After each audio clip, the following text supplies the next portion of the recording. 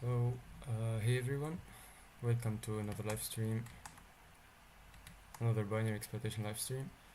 So if the voice is clear, please help me by letting me know in the chat, and then we could start talking.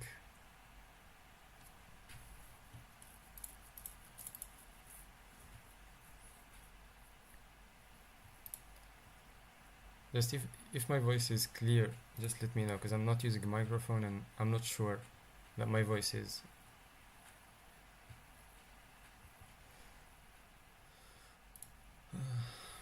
I also think we got no moderators for today.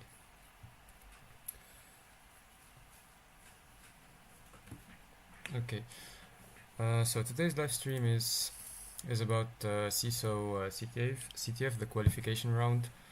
So last week we played CSAW QUALS along with my university team, and we ranked fourth in MENA, and we ranked big fan here.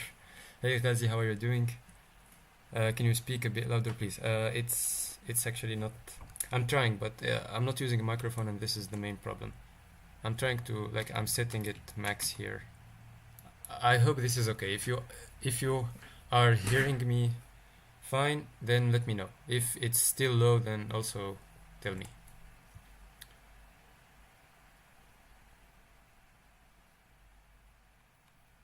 And I think there is also 20 seconds delay between the live stream and what you are seeing right now. I hope my voice is clear right now. So what I was talking about, I said we are okay, no problem. We are going to play we are going to solve all the challenges from the CSAW QUALS CTF. Last week we have played it. Congrats, Cynthia. Thanks so much, Be.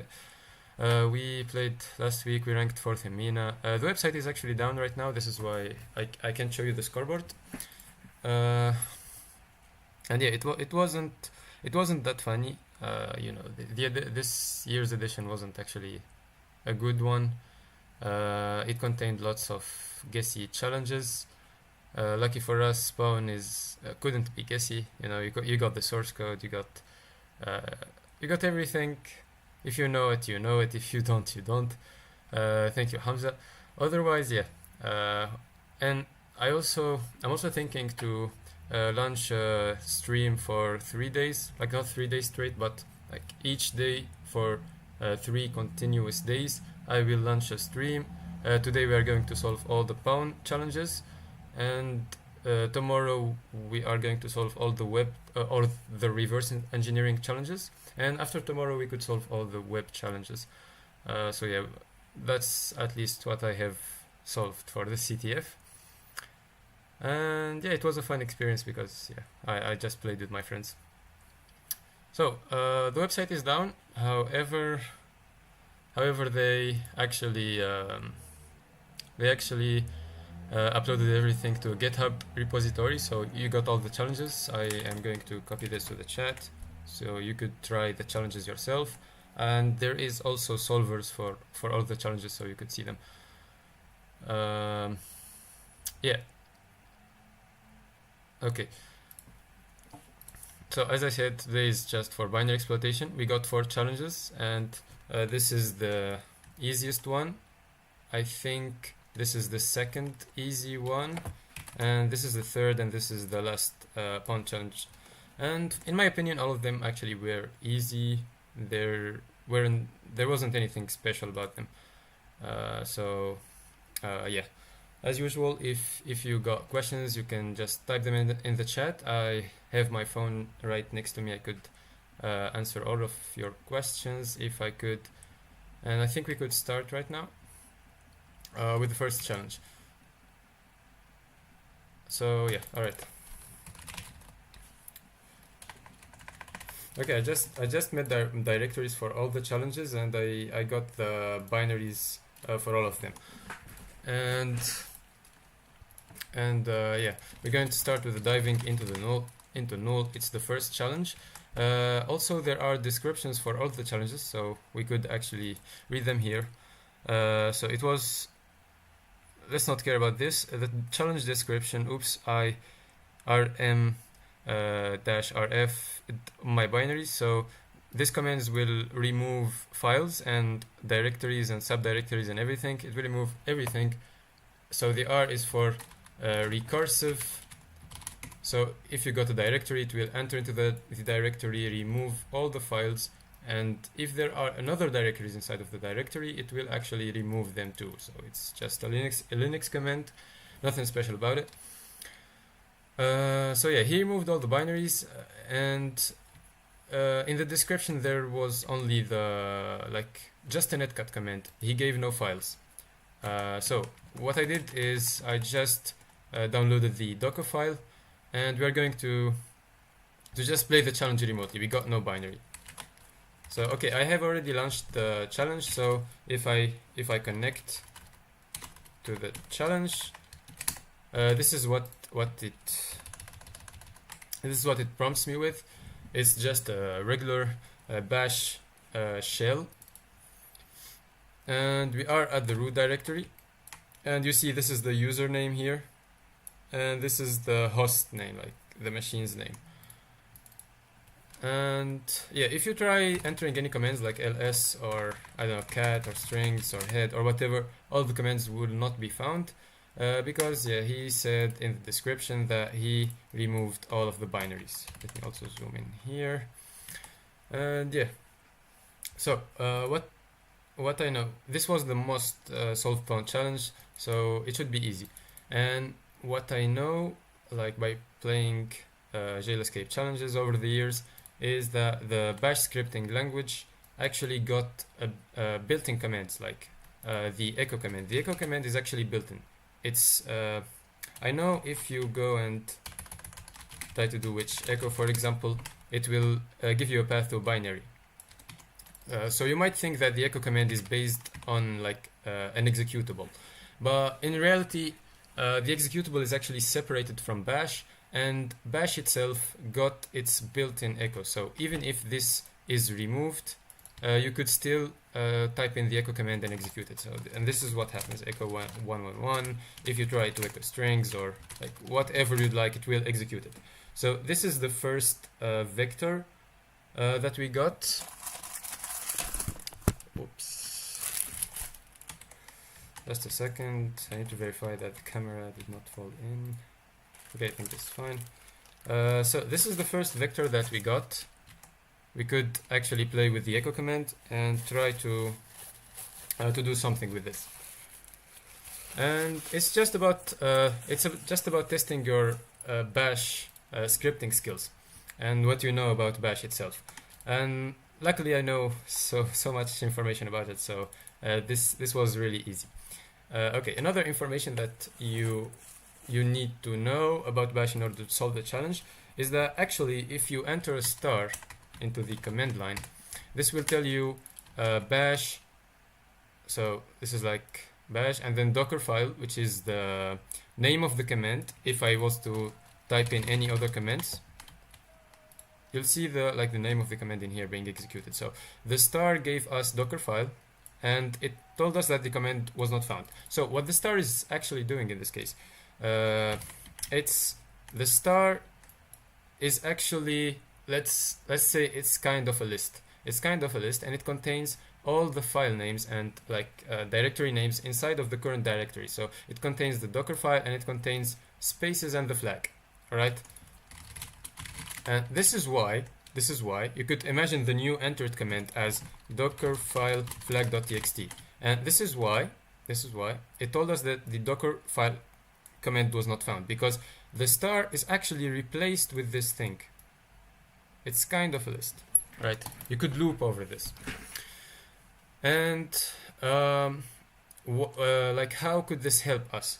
This could help us to list the current directory and list the file names to know what each directory contains and everything, because it's a completely blind challenge. He didn't tell us where the flag is actually, or he didn't tell us about anything. So it's a blind challenge. We need to approach it in a smart way in order to solve it quickly and find the flag. This is the first thing, and if you do like ls and a star, as I said, not ls, sorry, echo and a star, it will actually echo what the star was replaced with, and the star was replaced with this string here. This is why you got this here. This is why you got that part returned. And you could do so many things with this. It's listed on the challenge. We could do that in the challenge, and it will list us all the file names inside the current directory. So this is the first step. At least we got the directory names. We know like what directories we might want to go in and everything. Also, the cd command is also available, so you could use it. And a funny thing about the cd command, that if you were like anywhere on the system, like currently I'm inside of this directory. Sorry, I'm inside this directory currently. If you enter cd alone with no arguments, it will actually change your current directory to the home directory. So now I'm inside my home directory, and we could use this to go inside the home. You see it actually got changed here. We could do echo and star. Okay, if you did echo and a star here and nothing appeared, it's basically because the star wouldn't return the hidden file names. So maybe there are hidden files in this. Let me also nice camera quality. Yeah, we got a new camera for live streams. So yeah, let me introduce you to hidden files. Basically, if you have a file name, a file in Linux that its name starts with a dot, like this. This is a file. It will be hidden, and if you enter ls alone, you if you enter ls command alone, you actually wouldn't get the hidden file name. But if you enter ls and the dash and the a, it will actually return all the files, and the a is just like all. It will return all of the available files. And this is what you see. You see the dot, you see the dot. So as you know, in Linux, this is a reference for the current directory. This is a reference for the parent directory, and this is our file. This is the hidden file, and as you know, these are just files, normal files. Okay, normal files here. This is everything.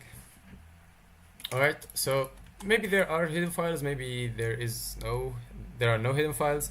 You actually don't know. And yeah, I was even like super fast with the challenge, because I you know, when I play challenges, I actually guess much of the stuff. Like I try to win time by guessing stuff, which might help and might not help depending on how the author created the challenge, and like depends also on the difficulty of the challenge and how complex it is. And in this case, the challenge was super easy. So you know, the flag is in like two places. Either it will be in I'm talking about most scenarios, right? In a CTF challenge, the flag will be either in the root of the system, so in the slash like this, but there was no flag here. There was no flag file. Or it would be in the home directory or in the root directory. But we are not root currently. I'm groot. I don't think I could enter the root directory. As you could see, permission denied. So the flag would be either in the root directory or in the home directory. And I might be wrong about this assumption, because as I said, I'm just guessing, depending on my experience with this type of challenges. Also, there is also a way to get hidden files. By doing this way. So you could just enter the dot. Like you could enter the first part of the file name and then a star, and the star will complete the rest of the characters. And this is just a regular expression, like mostly regular expression, because I could write in here too. I could do do and then a star, and this will complete all of the other characters. A star basically means 0, sorry, it means something 1, not more, 0 or more times. So basically a star will just mean 0 characters or many characters, as many as you could actually get. And this is what happens. The star is going to be replaced with the other characters. And as I said, the star might also mean 0 characters. So even if I do Dockerfile and a star, it will just return the Dockerfile because a star could be replaced by nothing. And this is a way to leak the name of the files and to get the flag. And yeah, now the only problem that we are facing is how are we going to read this file if we do not have the cat command, if we don't have the strings command, the head command, or the tail command. How are we going to read this file? Well, basically we are going, as I said, we are going to use like bash scripting to do everything and to escape this jail. And bash scripting is actually super funny, and there is something special in bash, and I'm going to talk about it. So basically you could in bash scripting you could execute some command and then get the result of the command and replace it in another command, and I'm going to explain this really quickly on my terminal. So let's say I'm going to echo this. Okay, this is a command, right? You see RE. وينك يا هارون شنو okay, you see this 3 new signs, all right? جويني لبس عليك. Okay, so this thing here, the dollar and the parentheses, mean something to bash scripting. They will let you execute commands inside of them, and the result of the executed command in here will be returned, and it will be replaced by this whole command. Like all of these characters are going to be replaced with the string. All right. So yeah, I'm gonna explain it more. I hope you will understand me. If I were to execute $, and open parentheses ls, and I close it, as you could see, it told me again Dockerfile command not found. Why did this happen? Because if I enter ls, you'll see that Dockerfile is the first string of the returned result, and if you replace this thing here with this whole entered string, it will be Dockerfile, and Dockerfile is not a command. This is what's happening. So you could just execute a subcommand and get its result. Okay, in this way. And other than that, you could also do something very funny with redirecting. And what I mean by redirecting in Linux-based systems, or like a general concept, redirecting is basically taking something from some stream, I would say, and redirecting it to another stream or place in memory. All right. Let me give you a quick example about this. So if I were to enter echo SDF and then greater than sign and then file name here. So what this command did is basically it echoed ASDF as a string, and then the output of this command, which is just ASDF with a new line character, will be redirected, and it will be put inside of a file called file name. So if I just got the file name right now, you will see the redirected string. And you could do this pretty much with like anything. I could just execute ls and redirect it to some other file name, and you could see there's a new file created, and if I read the file, you will just get the result of the ls command. This is the basics of redirecting. I'm not going to talk about it in depth, but as you redirect from this part to this part, you could also redirect from like right to the left part using just a small than sign. All right. So if I were to echo smaller than, and then I input file name. Okay. Maybe I haven't tried this in a while. Okay, this didn't work, but because echo doesn't expect to get something like that. But if I were to do cat, for example, I think, and redirect this should work, yeah. Because cat, if you run cat alone as a command, it will just wait for you to input something. In the other hand, echo is not waiting for an input. This is why this command or these commands didn't work, because echo is not waiting for input. On the other hand, cat is actually taking some input and re-outputting it. So when I did cat smaller than and then the file name, it read the file name. It took the content of the file of this file, like from a stream, and it redirected it to the cat command as an input. So it took it and it just output me the result. This is as I said, basics of redirecting. I'm not going to talk about it in depth. You could search and Google like more and learn more about it. It's a simple concept. And how could this help us? So remember this where it is. Remember this thing as that will let us execute custom bash commands. You could actually use smaller than sign inside of this and like redirect stuff here, some other file name. Okay, and as you could see, this is the output. This is the output here. Basically, what happened is there was no command here. I didn't enter like echo ls or cat or anything. I didn't enter any commands. However, the content of this file was read and it was redirected as an input to the to like the shell, to your shell. It was given as an input. So yeah, and whatever you enter there is outputted. So the content of the file will just replace this whole part of the command, and it will be echoed as a result from that command to the terminal. And we could use this to read stuff basically. So I could just do echo $sign open parentheses smaller than sign and flag, and the flag will be read. So this was an easy challenge. I hope everything was. I hope it was clear. Like this challenge was super easy. So, and it told us that penguins are just birds with tuxedos. Yeah, this is it. This is the first challenge. If you got any questions, you could throw them in the chat. I will answer all of them.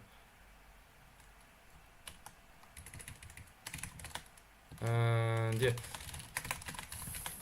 So let's go to the second challenge right now. The second challenge was called Nix Philosophies, and okay, that was the flag. This is the description of the challenge. I usually also don't read descriptions for web and rev challenges, but like I just start playing the challenge, and when I feel stuff is getting weird or I'm following the wrong path, I will get back to the platform and actually start reading the description. So this is a pointing challenge intended to test your knowledge about Unix and Unix-like operating systems. They don't even know how to write a description, whatever. This wasn't the real description. I don't remember reading this. Okay, anyways, let's start with the challenge. It was written in C++. The source code was not given. We just were given this binary, this executable, and we need to reverse engineer it and understand what's happening, find the bug and exploit it in order to read some file or get RCE, get a shell, and start executing Linux commands. So let's start by executing the binary. It will just wait for an input, tell me what you know about Nix philosophies. If you enter anything, you still lack knowledge about Nix, sorry. So I might try like to throw more stuff. Maybe I get some buffer overflow, but this didn't happen. And when I actually this is all what we could do in the dynamic analysis part. We can't actually interact with it anymore. This is the only bug that might happen, and we cannot confirm it from dynamic analysis. So we need to start some static analysis and start reverse engineering the program. Alright, so it's a 64-bit ELF executable, and I have already started IDA Pro. as usual, I'm using the Windows 8 virtual machine for reverse engineering. And yeah, I already have thrown the challenge inside of IDA Pro. So it's C++. This is why you see like weird stuff, std and like what is this? Semicolon, operator, some stuff. Basically, as you know, IDA Pro is trying to give you, let's say, a C-like syntax, like something close to C programming language. And as you know, C programming is not object-oriented and it doesn't contain classes or these concepts. This is why IDA Pro is trying to turn these classes into like methods or functions and call them. This is why I would say, for example, like a simple example is this line. This line here is just translated into this. It's just this. This is what the author has written in his C++ code before compiling it. And yeah, in IDA we'll try to make it something like C. You will get std operator. This is the operator. You could see it. It's just this. And it's telling it, it's trying to also read characters. And then this whole function, also in C++, sorry, I didn't tell you, in C++, let me just remove this. Okay, let me rewrite this again. So in C++, this sign here means take input, like it's also some kind of redirection. And if you enter this is like outputting stuff to the screen in C++. And this, as I said, he's using std operator and these two greater than signs. You've seen them. This means that we are trying to take an input, and this whole method or like class will take std sin, which is standard input. So it's taking standard input. It's going to read into standard input. Sorry, from standard input into the variable called v16. Basically, this is all what it's doing. And why am I telling you all of this? Basically, I'm telling you all of this because you wouldn't focus on reading every single line alone and trying to understand all of its details, because this is literally impossible. It's going to take you forever if the program was larger, and it's not something practical. Like, you will actually get nothing from reading every single line of the source code and like trying to understand it. But what you have to do actually is,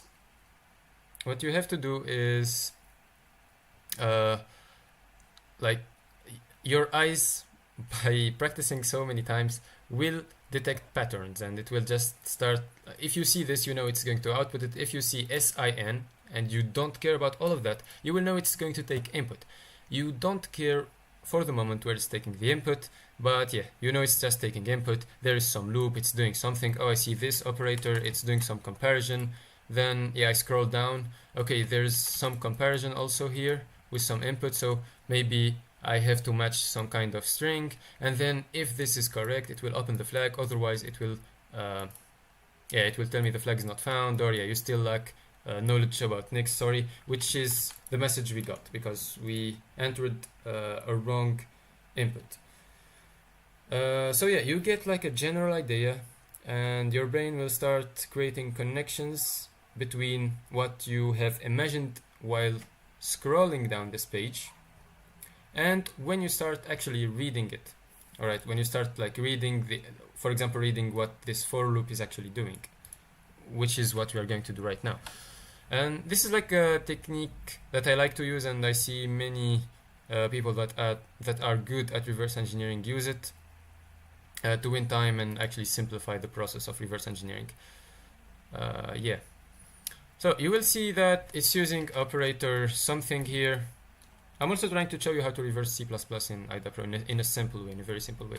So it's using this operator on the v16 with I. You could just turn this into this. Okay, it's just reading v16 of I, this position, and putting it inside a variable called v19. Then it's going to create a string called v17 from the v19 variable. I think this is the length, maybe it's something I'm not really sure about what this is, and I don't care. I don't mind knowing, because I'm not sure if it's going to help me even, so I might just I might be interested in knowing what it is later, and I might not be, so I don't care for the moment. And yeah, I see v17, and then he's taking begin. This is a pointer to the beginning of the string, and end is just a pointer to the end of the string, right, which is v17. Okay, and yeah, it's just our input, so we could rename this to our input or my input or whatever. And you can see our input is being used in so many places. Okay, and then he's going to make another loop, enter in another loop, and it's comparing v12 to v13. It's doing v12 not equal to v13. See this operator there. So if they are equal, then it will quit the loop. And what are v12 and v13? v12 is just the beginning of the string, v13 is the end of the string. What you understand from this loop is it's actually looping on each character. It's looping on each character and taking each of the characters of the string. This is just, I don't think like the author have wrote this. He might have done it, I'm not sure. But it might also be some optimization done by the compiler, which is completely normal. Okay, and what he's doing right now is, you see, he's using the operator star. This will access the content of a pointer. As you know, like if there is a pointer to some x string, you will do x10 or printf the x. So like this will access the star, is called the asterisk. It will get the content from a pointer. Okay, from like memory pointed to by the variable x. This will result in 10 basically. It will read what's being put inside of the memory pointed to by the x. Okay. So yeah, it's just reading from my variable, because v12 is a pointer to my string, and it will add the decimal value of each of my characters into a variable called v10. And what I mean by that, it will, like for example, if I enter a, b, c, it will do I think a is 61 plus 62 plus 63. It's just doing the addition of the decimal values of all of the characters here. Any native binary, mean OOP language, Rouse, similar approach. Yeah, most of the times the stuff is similar. For example, in Rust binaries, it's somewhat the same process. I just do it that way. But yeah, that should be it. Also, like I'm being fast with it, and I understand it because I know C++. Like I do program in C++. Yeah, 65. Sorry, I do program in C++. So yeah, I know what operators are and everything. 66 and 67. I was wrong later about the A. It was 65. So he will just add all of these numbers and save the result inside of the v10 variable. So after this loop terminates, after the loop is terminated, we are going to get into v10 the sum of all the characters that we have entered. This is the result of v10. And as you could see here, he's trying to read this thing. Okay, I need to explain read for beginners, for new people. So if you open the manual, which is what I have told you in the last stream, if you open the manual, you will see that read is a system call mainly. It's a function in C also that just calls the system call, and it takes 3 parameters. It takes in the fd, which is the file descriptor. And a file descriptor in Linux is just, I will call it just like the number that is like identifying some file in Linux, like some file in memory, or like some open stream, something like that. That's the simple way to explain it. And the second argument of read is just the memory you are trying to read into. like to put stuff into, and the last parameter is just how many bytes you want to take from memory and put inside buff. How many bytes you want to take from this file descriptor and put them inside of the buff variable. So examples of file descriptors. The file descriptors that you will find in most of Linux systems are 0, 1, 2. 0 is for okay. 0 is for stdin, 1 is for stdout, and 2 is for stderror. Each of these is just a stream that connects parts of the hardware, I would say, into the operating system. For example, stdin is just standard input, it's your keyboard. stdout is standard output, it's your screen.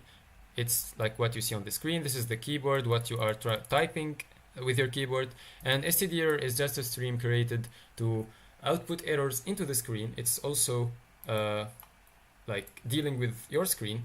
However, it was created to separate the error messages from the output messages.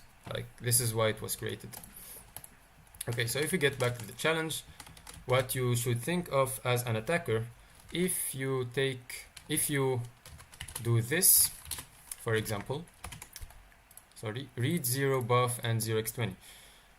This call to the function will it will just wait for input. It will make the program wait for input from you. It will wait until you enter something and hit the enter key, and yeah, it will take your input and it will save it into the buff because it's reading it from standard input, as I have just said.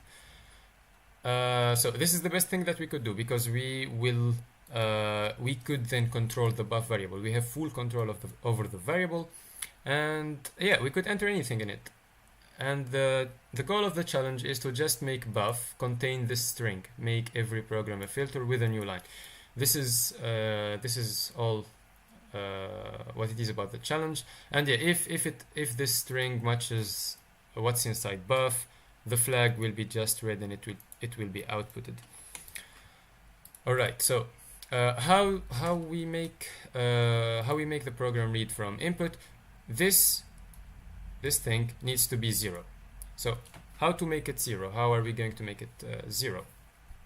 Basically, we need to make v10 equal to 1603.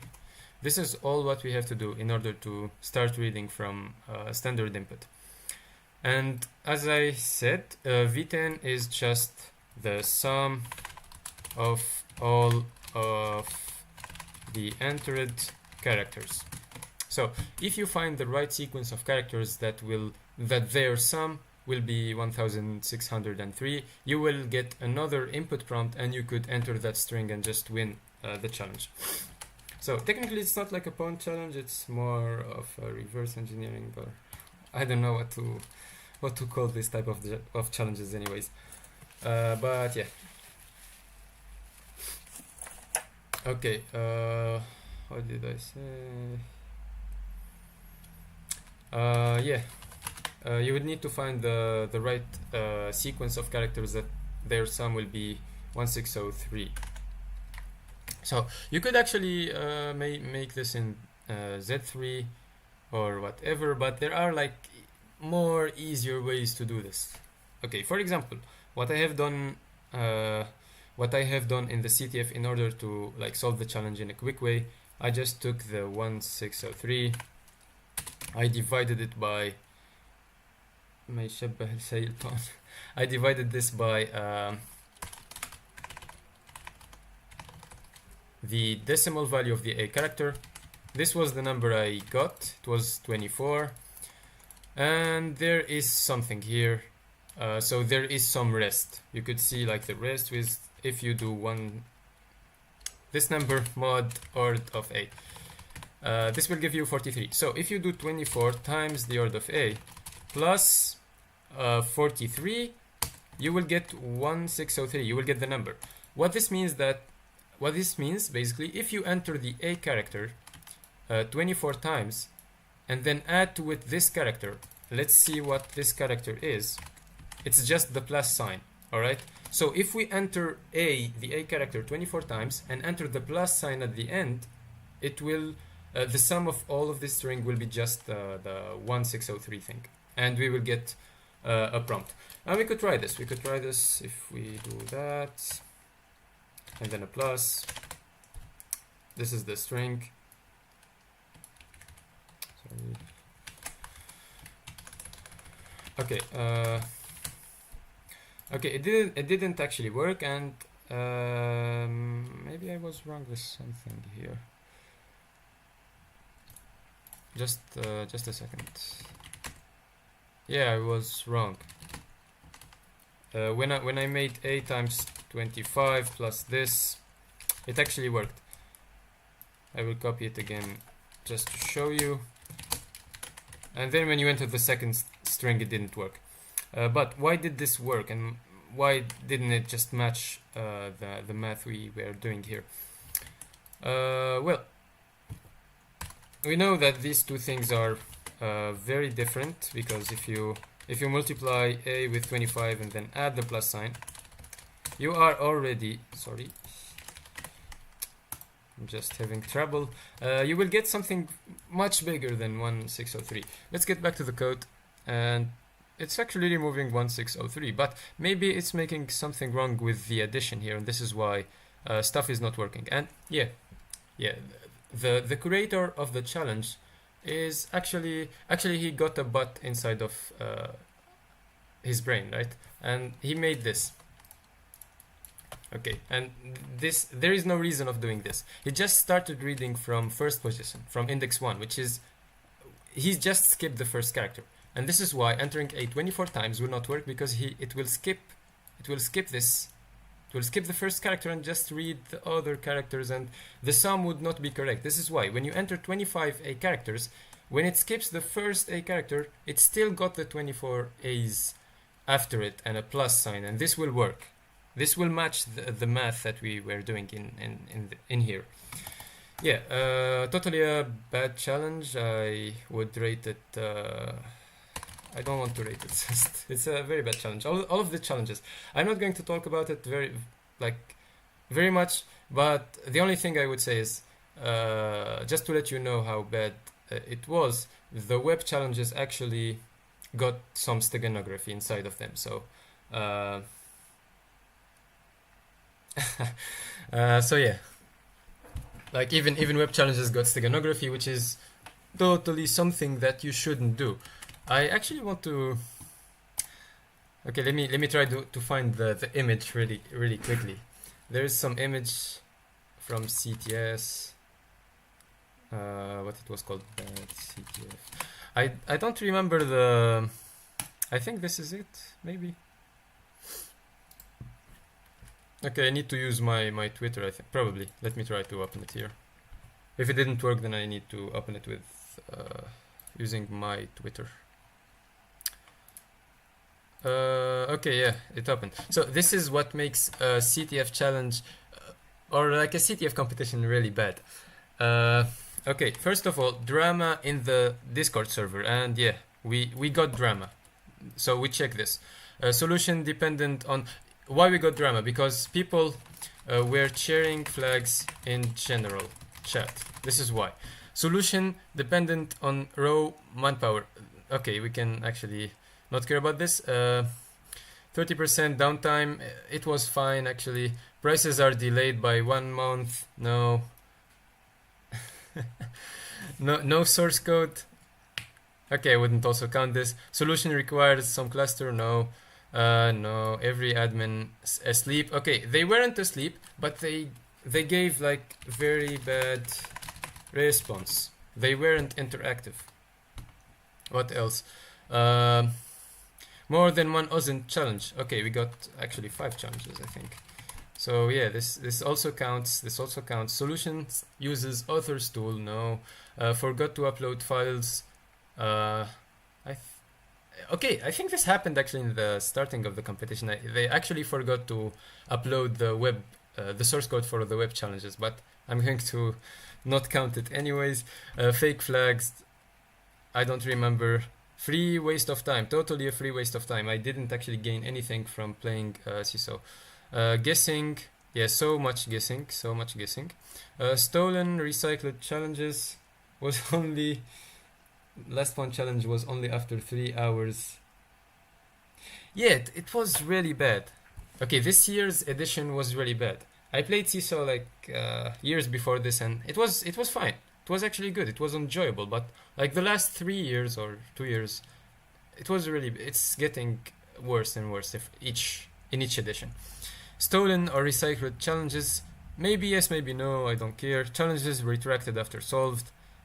This actually happened, and because of the flag sharing, and people like even if you solve the challenge, you need to solve it again. Even if you like first blood the challenge, you need to solve the challenge again, which is something really bad.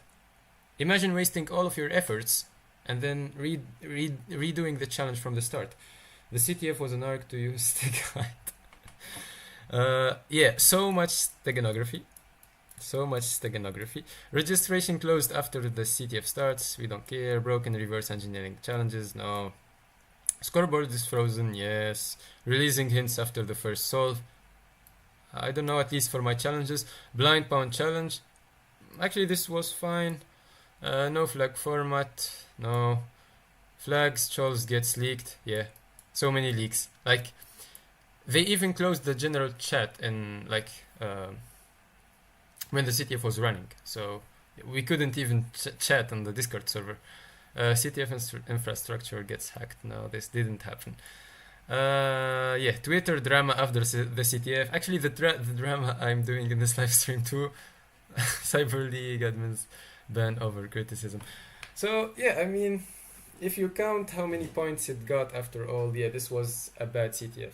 I'm sorry, but anyways, let's get back to what we were doing. Okay.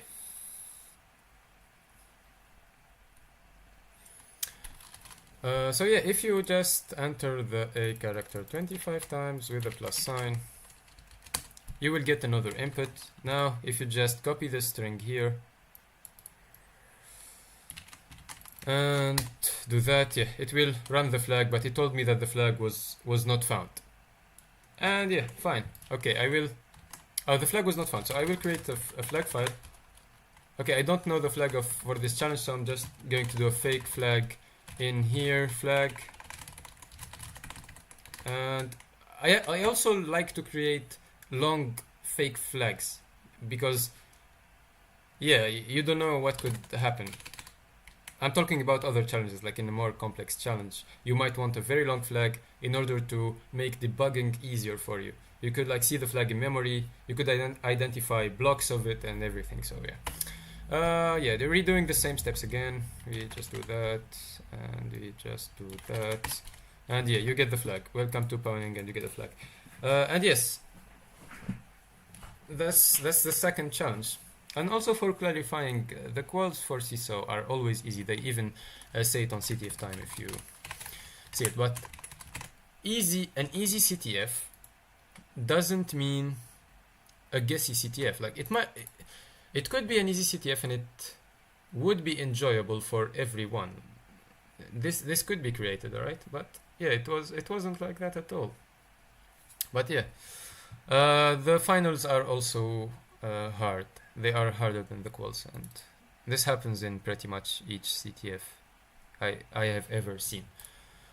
Yeah, I don't know what happened in public voting. I actually want to see it right now, if you do not mind. Okay, you see, they also got very bad rating from so many people. Okay, this is my teammate too. I wanted to like... Teammate from Project Sekai. But yeah, he played with another team. I wanted to like this year, but fast max out with Gessi Stego as qualifying chols led to a bad experience. Yeah, people are just hating over this edition because yeah, it contained very Gessi challenges. Last two revs were good though. Yeah, they were fine. They were okay.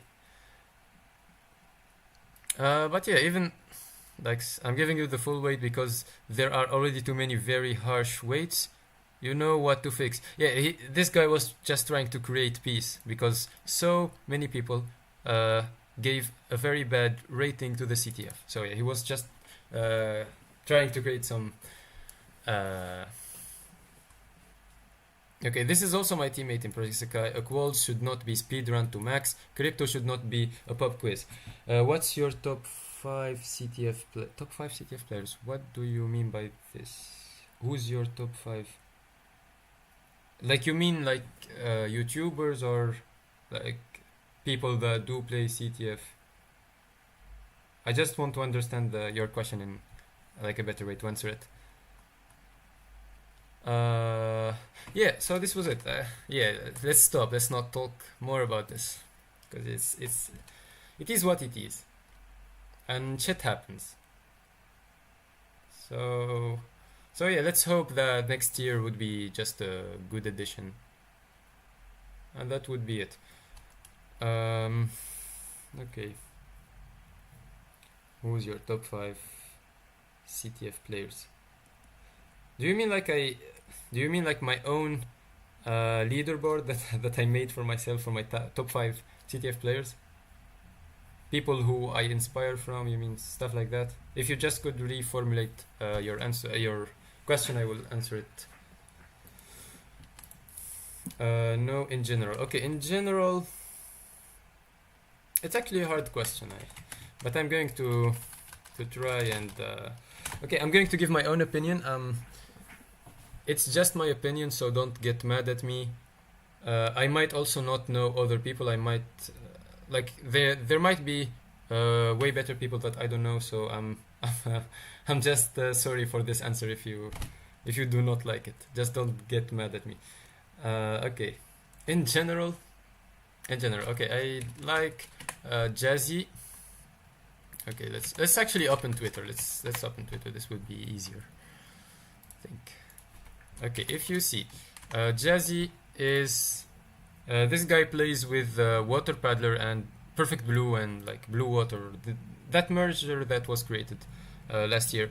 And yeah, I see this person as like one of the best web players in the world. Yeah, not only in the CTF community. He also does Pawn, and yeah, he's so good with web and Pawn. There are actually so many people that are good at web. There is Turjank. This guy works at Google, and he's really good with web exploitation. He plays with Just Cat the Fish team. We got I don't know. There are so many names that I do not remember for the moment, but there are really good people. I'm sorry if I didn't put your name in the stream, but yeah, I should be following all of the people I know at least. Yeah, in binary exploitation, who's the best player? Actually, if George Hotz was still doing security, I would say like he might be the best one doing binary exploitation, because yes, he was one of the best in the field. But yeah, he quit security and started doing AI. Binary exploitation. Who was actually good with binary exploitation? I do.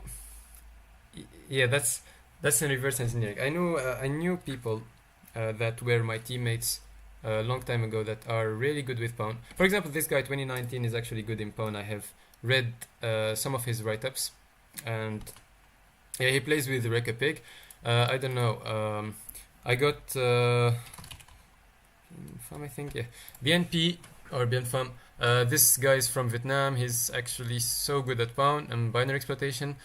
Yeah, he got like god skills. What else? There's Piers.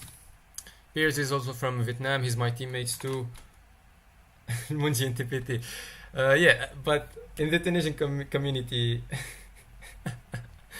yeah, we got also some very good people. Jinmo. Oh yeah, how did I forgot about Jinmo? Jinmo123. He's actually god tier Pawn. You could actually Google more about this guy. He's just so good. He's so good at binary exploitation. I've seen him in the leaderboard of DreamHack. He literally destroyed the binary exploitation category. So yeah, there are really good people. In reverse engineering, there is someone called the Bad God, or yeah, he's actually so good with reverse engineering. He's my teammate. I remember one time, like we were at playing a CTF, and we were stuck with reverse engineering challenges. I was stuck for hours with a couple of the challenges, and then the bad god just came in, and yeah, he solved all of the challenges in like 1 hour or 2 hours, and yeah, he just destroyed us. So he's so good. PTR, or she's so good. Okay, PTR, you die. If you don't know this guy is one of my, like, every new pawner, or every pawner that like has existed, inspiration. He's actually one of the best pawners in the world. He got his own blog also. I don't see the link. He launched some blog where he throws write-ups for CTF challenges, and he actually got some course about kernel exploitation. The course is in Japanese, but you could just translate it and yeah, follow it. I'm really sorry. I actually don't like rating or stuff like that, because yeah, everyone got his skills, everyone got his way of thinking, his way of approaching the challenges. We are different, but yeah, each one is just good at something. That's the point. And yeah, I can't name everyone because the list is so long. We got really good people at literally everything in the CTF community. So yeah, you could actually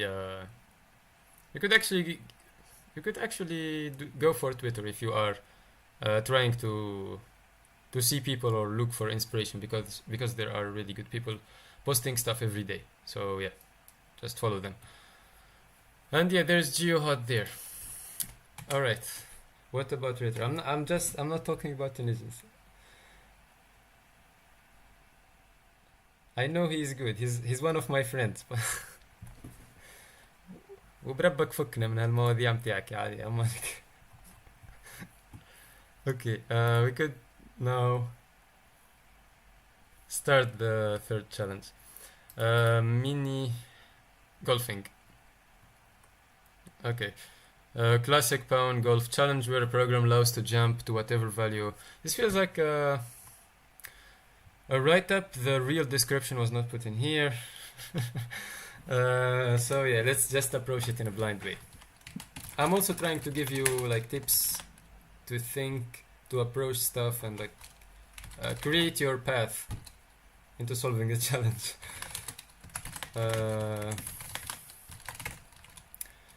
Okay, if we launch it, it will just wait for input. If you enter anything, it will say hello.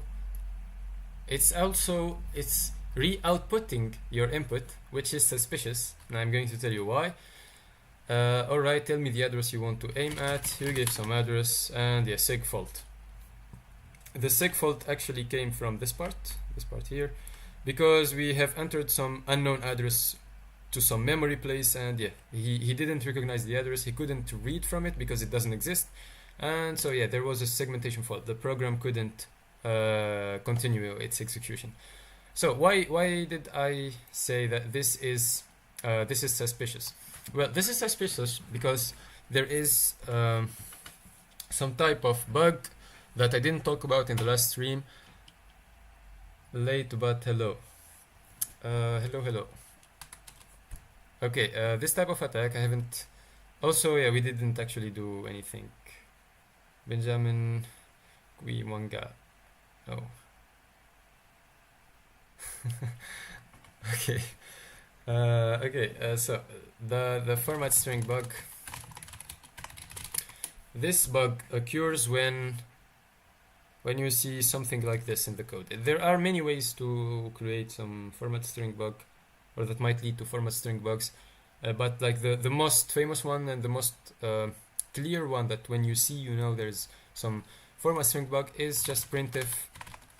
I would say string, and let me get here. Okay, yes, just a second.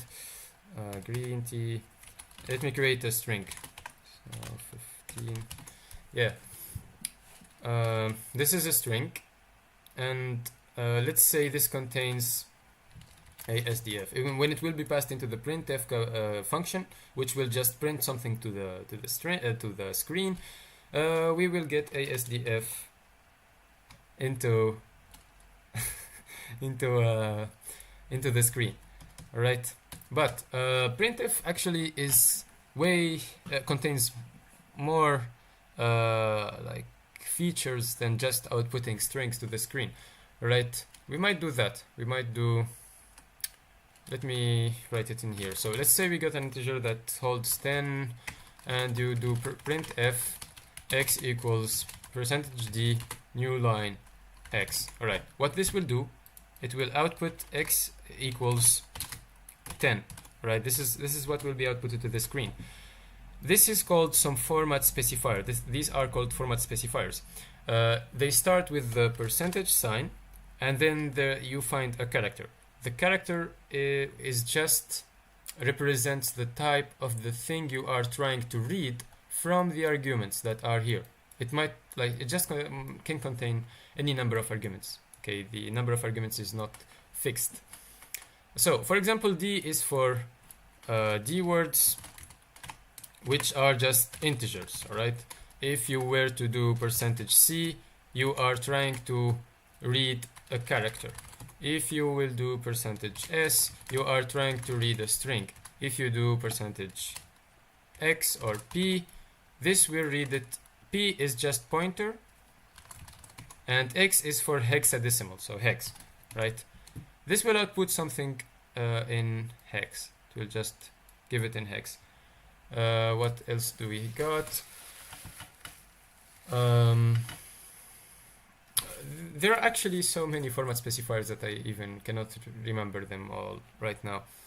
But yeah, these are the most important ones. There is actually more stuff that you could do with the format string or with format specifiers. Yeah, I'm going to give you examples later along the way when I'm exploiting the challenge. So printf string. So imagine the string. Sorry, this is also string.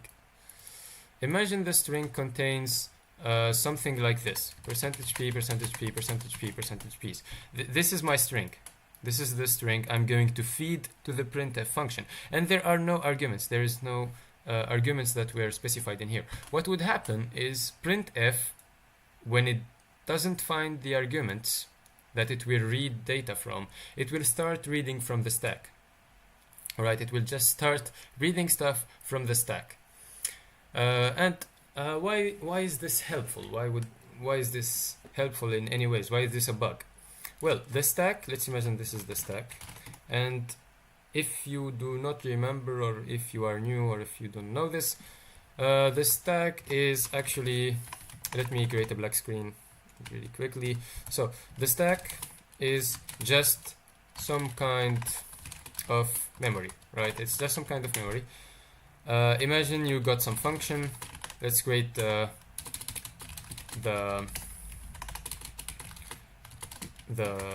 main function. Okay, I don't care what it just contains. Okay, so what is the stack? The stack is the memory that will hold the space for a function. It's just a memory for local variables. Local variables are just variables that are part of a function, that they are only defined in the function. You could only reference them inside of the function. You couldn't reference them from another function. You need to be inside the function. They are called local variables, and they are saved on the stack frame of the function. So each function in C or C++, or some like other languages that are compiled, each of the functions will have its own stack defined, and all of the local variables are just going to be put inside of that stack. So for example, the stack will be like this, and you will have x equal 10 here, so you will have 10, and under it you got 11. So this is the stack for main function. Okay, this is simply the stack. There is more to actually talk about. Generally, if the valuable data isn't in the stack, is useless. Valuable data is always on the stack. It might be very far away from where you are or where the stack pointer is currently pointing, or it might be close, but there is always data that is actually useful in the stack. If you don't, like, let's say that you don't actually have any data that is useful, you would actually try to start overwriting stuff in some other places and find some other way. But yeah, the format string will help you actually. The format string allows you to overwrite parts of the memory, so you could actually use it to overwrite stuff in memory and create some path. And we will see it. I will do this in the last challenge. Okay. Right. What else? As I said, the stack is actually more complex than this. There is more to talk about, but yeah, this is what we need to understand the challenge. So yeah, let's not care about other parts. All right, let me get back to where I was. And yeah, this is the stack. So let's say we got our variable here, like our data, our input. Then there are many other blocks, and inside of the stack you actually find garbage from past calls to functions. And what I mean by this is, and I'm going to make it simple actually. So let's say you got the main function. You will call some function with, you will just call, okay, I need then to create the format string inside of this. Just a second. Okay, I found a way to explain it. So let's say you got some character that is dynamically allocated. Okay, this is not a 0, this is 1. So this malloc will allocate memory. It will just allocate a block of memory of 16 bytes because 0x10 is just 16 in decimal. It will allocate some memory with 16 bytes for me and return me a pointer, and the pointer is saved in the x variable. Then let's say there is some call to printf function with like hello or whatever. You always at least have a leak for the code section. Yeah, I'm just explaining why you are, most of the times you will get a leak, like a clear leak, an easy leak. Okay, so as I said, there's printf is being called. Then it will call fgets on my input. It will take 16 bytes from standard input from the keyboard and save them in the x variable. And then it will just show x. It will output x. Or just a second. Let's not do this here. Let's call another function, the sum function I was trying to call, and ignore this. Okay, let me create the sum function. It will be void. It wouldn't return anything. It takes no arguments. It actually holds that x variable that will be allocated, and it will get input, and then it will actually show x to the screen. Alright, this is a stupid scenario that I just created in 5 seconds or whatever. I'm trying to make stuff simple, so I hope you understand this. So the execution will start from the main function. This is how stuff works. It's called main, and it will execute printf function to output hello to the screen before actually executing the sum function.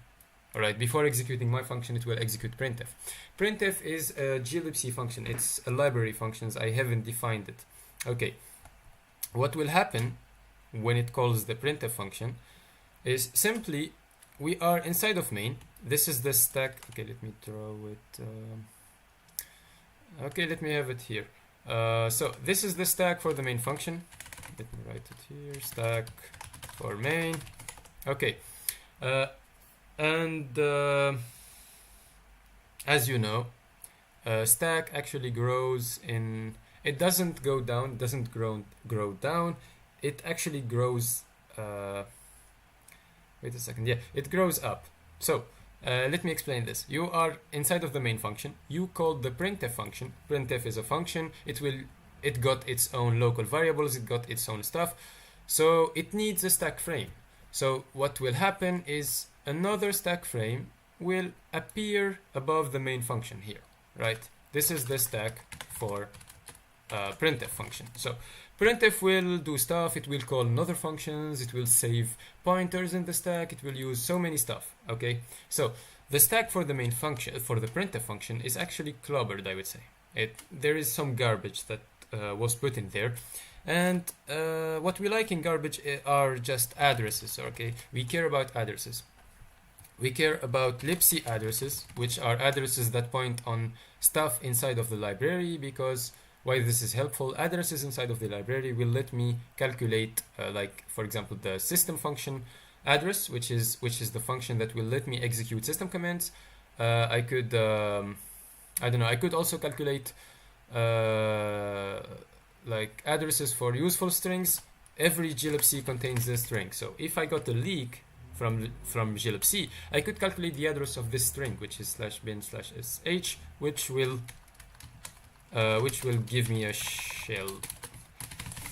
If I call like system with this string, if I calculate the address for system and if I calculate the address for this string, I could actually create this combination, system and bin/sh, and I could just get a shell easily. We also care about leaks for binary addresses. And what I mean by binary addresses are like, so many people are calling it in different ways. Yeah, what I mean by binary addresses are just addresses inside of our code, inside of the code that was compiled and inside of the executable, basically. These are also useful. You might also care about stack leaks, because you know, then you could calculate addresses for other variables inside of the stack, and you could just create overwrite them or like play with them in some way to create an attack or a vector or open something. So this is basically the idea. As you could see, it was clobbered. The stack was clobbered. So many addresses were put in there. And then what would happen is the printf function is just going to complete execution, and so it needs to return. It just completes execution. It needs to return, and we need to execute this sum function. Okay. So let me just delete it. Also, just a quick note: how aren't the defined variables situated in the .data section from the memory not actually in the stack? Let me explain this really quickly. So .data section is actually different from the stack. There are two similar sections. There is the .data and there is the .bss. So these two sections will hold global variables, not just variables. They will only hold the global variables. For example, if you got some C program like this, we got these functions, let's say, and I have the include stdio.h, which is the library that contains the standard input-output functions like printf and fgets and stuff.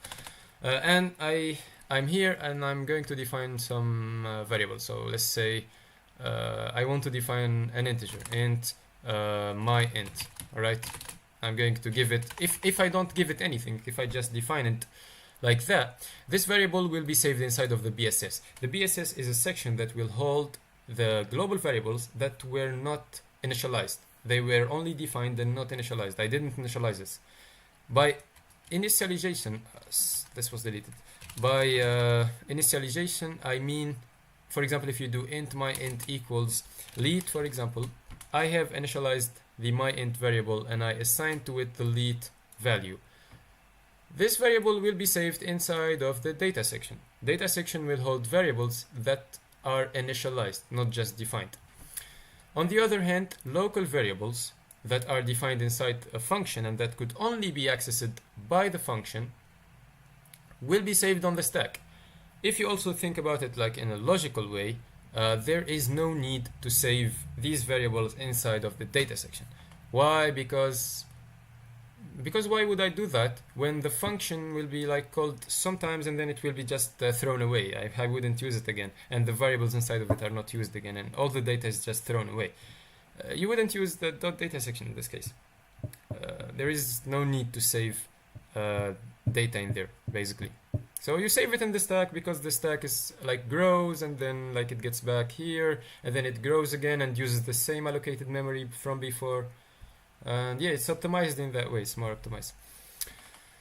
Okay, let's get back to what we were talking. I was trying to give a... I hope this was helpful. So I hope I have answered your question, and I hope you find this correct too. Right. You could Google about this too. You will find so many articles talking about it, and even in Stack Overflow they throw this type of information. Okay. Much appreciated. Totally forgot about the global local part. Yeah, thanks a lot for the question. Okay, I was trying to give a quick note. It's not that magic happens. It's not just magic. It's not black magic that would happen, and some addresses are gonna be thrown in here, right? It's not black magic. Let me explain it. Let's get even lower. Let's talk more low level stuff. Basically, when you call a function in C programming, let's say, I think I need to create another black screen. Okay, if you got this function again, the main function that will call puts. Okay, I don't care. It's just data there. So for those who doesn't know the puts function is just gonna output a string. All right, this is all what it does. It's just going to output stuff to the screen. Only strings too, like only character arrays in C. So what will actually happen when you are trying to call the puts function? If we translate this into assembly, and I'm going to try to make the assembly simple. So I'm gonna write my own code. I'm going to write my own pseudocode here.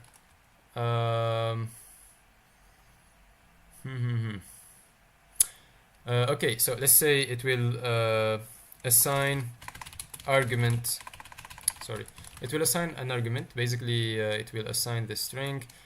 Then it will do call puts. All right, it will execute this instruction, call to the puts function.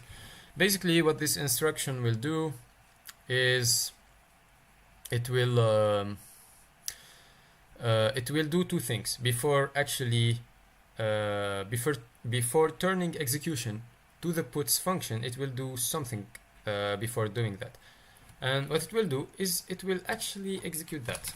It will do push RIP. I'm going to tell you what this is, and it's going to jump to that puts. All right, and it's puts at PLT. There's some table, and I know I'm not going to talk about it in this live stream. That's it. I need to make stuff simple. Okay, so the push function here is going to push stuff in the stack. It's going to add data in the stack. So if I do push RIP, as you know, RIP is a register for the instruction pointer. The instruction pointer is just some memory that holds a pointer to the next instruction that I'm going to execute after calling the puts. Okay, so after it holds the pointer to the next instruction after the call to the puts. Basically, when pushing RIP, you will add data to the stack, right? So the address content of RIP is here, will be actually put inside of the stack. And what else? And yeah, this is what I'm trying to explain. Now we are going to connect it with what we were talking about. So RIP in this case is just an address inside of the binary. So it's just a pointer to my code. It's not a library address. It's nothing. However, when you are executing, oh no way! Actually, everything got deleted. Okay, it's okay. I'm going to try again. No, as I said, I got some main function. that called printf, which said hello, and then I got some function call, and this was it. And then I had some function that will initialize a pointer to my string, and it will read into it 16 bytes, and it will show it to the screen, and this is all. And we said that there was a stack for main function, and we were executing the printf function. So when we started executing the printf function, we actually got another stack for the printf itself. So I was trying to explain how the garbage data is being thrown in here. Okay, so as I said, when you will call a function, the pointer to the next instruction is going to be pushed into the stack. So printf is not going to call functions from our code. It will call functions from inside of the library. Basically, this will throw addresses from the library into the stack. So if printf calls another library function, we will get an address from libc inside of our stack, which is so helpful. Okay, so this is how garbage is created, by calls and pushes and stuff like that. You will get garbage basically. Okay, like for example, arguments being like passed to functions might be pointers to some places in memory, which might also give you a leak. So this is how the garbage is created inside of the stack. And what will basically happen now is when a function completes its execution, this stack that was created previously will just be thrown away. Okay, so you actually don't have this anymore, and the stack pointer will get back to pointing on the main function. All right, this is simple. This is what happens. So this will be thrown away. Okay. Then we are going to call the sum function again. The RSP is pointing here. After quitting printf, it will create the stack for the sum function because it's using some variables and stuff, so it needs a stack. We will create the stack, and look at what happened. Look at what happened. The stack for the printf function was also in the same place as of the printf function. So the stack from the sum function actually got put above the old stack of the printf function, and the old stack contains useful data. And this is how the format string bug in here will let you leak data from this stack, right? This is all what would happen. I hope this was clear. Okay, so this is a basic idea of how format strings work, how gadgets are really created, and how vectors are actually being put for you there. So because yeah, I actually hate it when people will just throw some article, talk about format string bugs, and they don't talk about this memory stuff that is happening, and why are you even getting the leak, and how like all of these things work. Because if you don't understand how low-level stuff is working, it's just nothing. You're just applying the attack in a blindly way, in a dumb way. You don't even understand it. If it was a hard context, if it was in a real-world scenario and it was more complex and it was more hard of an approach, you wouldn't even do anything. You wouldn't even detect it as a bug, because yeah, you're just applying the format string in a dumb way. You don't know what's actually happening. And what I have talked about is just the basic stuff. Okay, that in my opinion, every person needs to actually know this kind of stuff. So yeah, people try to actually learn more about low-level stuff, try to Google more about this stuff, and learn more about how computers work. Because yeah, you please don't call yourself like some security engineer or even an engineer, and you don't even understand how a computer works. This is like really dumb. You're even lying to yourself. You're being a loser. This is the definition of a loser. Someone that tells you something and yeah, he just can't do that thing that he told you about. He's not an engineer, but he's telling you he's an engineer. How are you an engineer and you don't even understand how a computer does basic stuff? That's so dumb. Okay.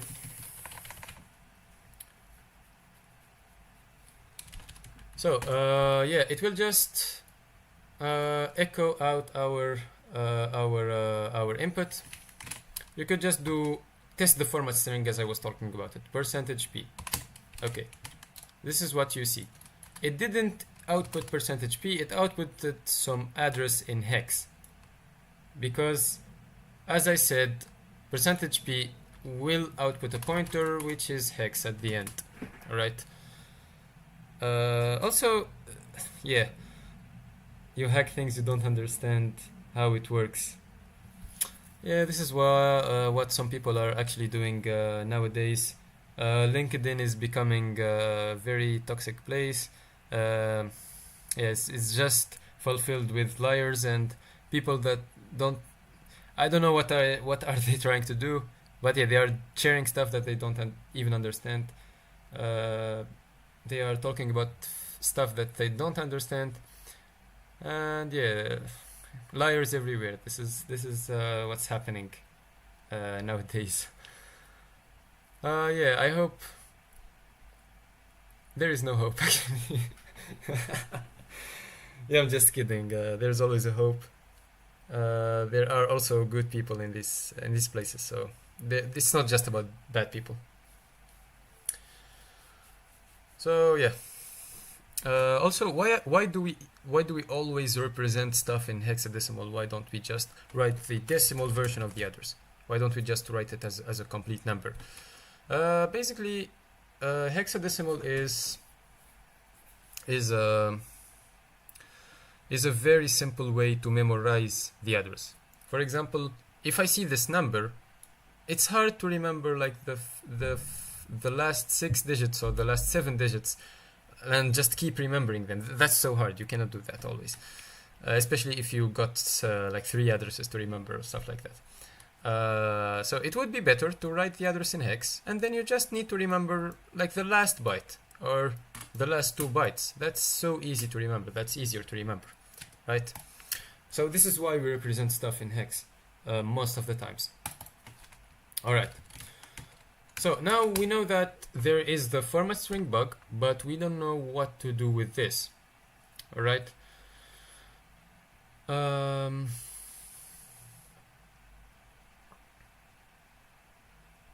Okay. So what we need to do with this? We actually don't know. Yeah, 2 digits make a byte. I have talked about this so many times in my streams. Okay, I think the best thing to do right now is to open the binary in IDA, because we don't know what to leak. We don't know what to do. It might be hard, or it might be even easier, and we are just overthinking it. So it would be better to launch in this guy in IDA and start reverse engineering it. Alright, this is it. This is the main function. It's a basic one. There isn't anything complex. There are no calls to custom functions. It's just these lines to reverse. It's very basic. So let's ignore this. Okay, why am I ignoring this too? Basically, these two are like these 4 lines. You always find this in CTF challenges, especially in binary exploitation challenges. This will just you will always find them. Okay, they are not useful, but I will tell you what they are doing. Basically, they are. The function is called setVbuff, and it will control how buffering works. So first of all, what is buffering? Basically, let's say you got some memory here. This is memory. This is memory. Okay. Let's say you have a couple of printf calls. So like A, B, C. Let's say you got this. Okay, okay, I'm afraid I'm starting to get sick too. Okay, let's say you also got 3 or like 4 printf calls, and you are going to save them into memory. All right. Some programs on some systems, it also depends on the system, will apply buffering to the data you are trying to input or even like output. Okay, so it's applying some kind of buffering. What's buffering? Buffering is basically holding data. It's just holding the data for you. Okay, I'm going to explain it more. So let's say we executed the first printf call, nothing appeared on the string. We executed the second printf call, still nothing appearing on the string on the screen. We executed the last printf call, and then data started to appear on the screen. Okay, what's happening in this case? There is some kind of buffering that is being applied. Okay. So, a buffer is just memory. It's just some memory space for you, okay? It might be 15 bytes, 16, 28, whatever range of memory you are working with. And what did he do in this case? So there are actually three main types of buffering. There might be other actually types. So the first type is actually no buffering. You will not hold data. Okay, so with no buffering, what would happen is once you call the printf A, it will actually output A to the screen. Okay, it wouldn't hold it in the memory. It wouldn't save it here. Execute B, also save it. Execute C, save it, and then output it. Right? It wouldn't do that. It will just output every character it's reading. Right? There is like a new line buffering. The new line buffering, and the new line buffering is will output data or like do something with the data when it hits a new line. So let's say if I were to add or like after the B, okay, after the B, if I were to add a new line, a printf for a new line, okay, so what happens here? It will read the A, it will read the B, it will not output them, and then it reads the new line. Once it reads this new line, it will output the stuff on the screen, and it will clear the buffer for you, and then it reads the C. It will save the C. If there are no more printf calls, if the program has completed execution, then it will also output them. On the other hand, and like there's some size-based buffering, and this is based on size. And the usual size for buffers is just 124 bytes, so 1 kilobyte, if I remember correctly. So if you have a size-based buffering, you will always save characters and save bytes into the buffer until you reach 1024 bytes, and then it will just output all of this data into the screen. And what are they doing in here? They are disabling buffering. They are using the no buffering thing that we talked about.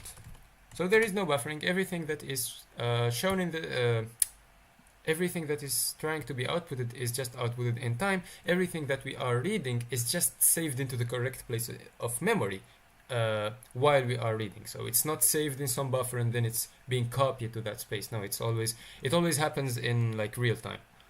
All right.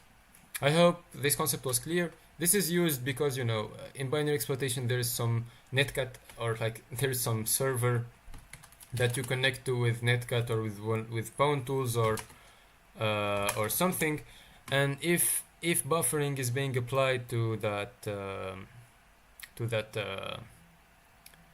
program, then you will have trouble interacting with the remote binary. You will actually have so much trouble in exploiting it as a remote.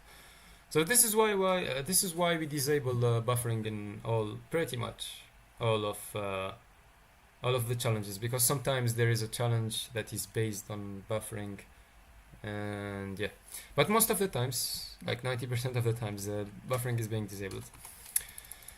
Yeah, so this is why I ignored these 4 lines, because I know there is no need, they are not helpful, and I just explained why they might be helpful for you. So yeah, you just ignore them.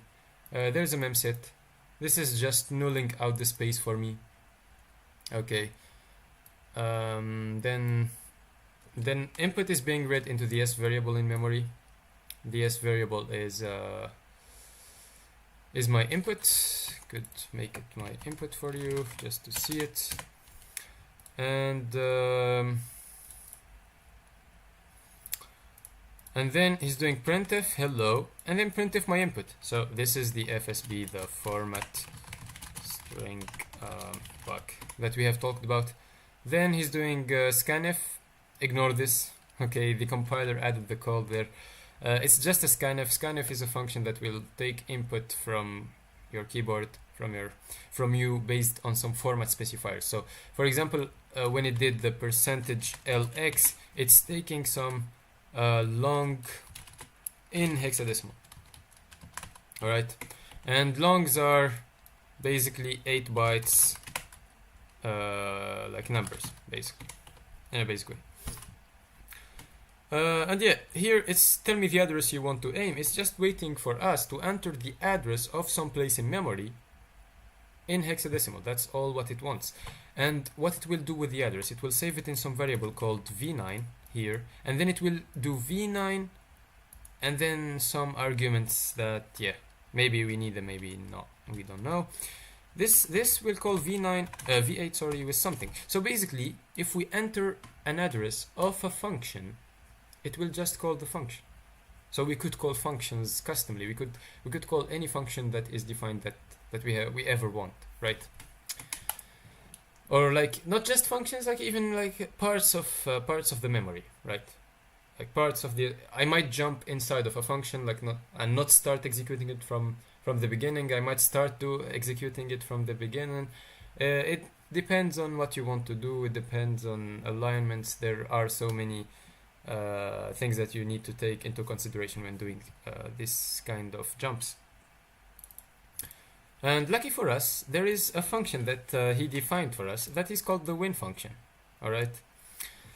And the win function will do system cut the flag. System will execute the system command, and it will read the flag for us. And this is what we want. We just want the flag here. We don't want no remote code execution. We don't care. Yeah. So how would this go? You have the format string bug, and you have the win function.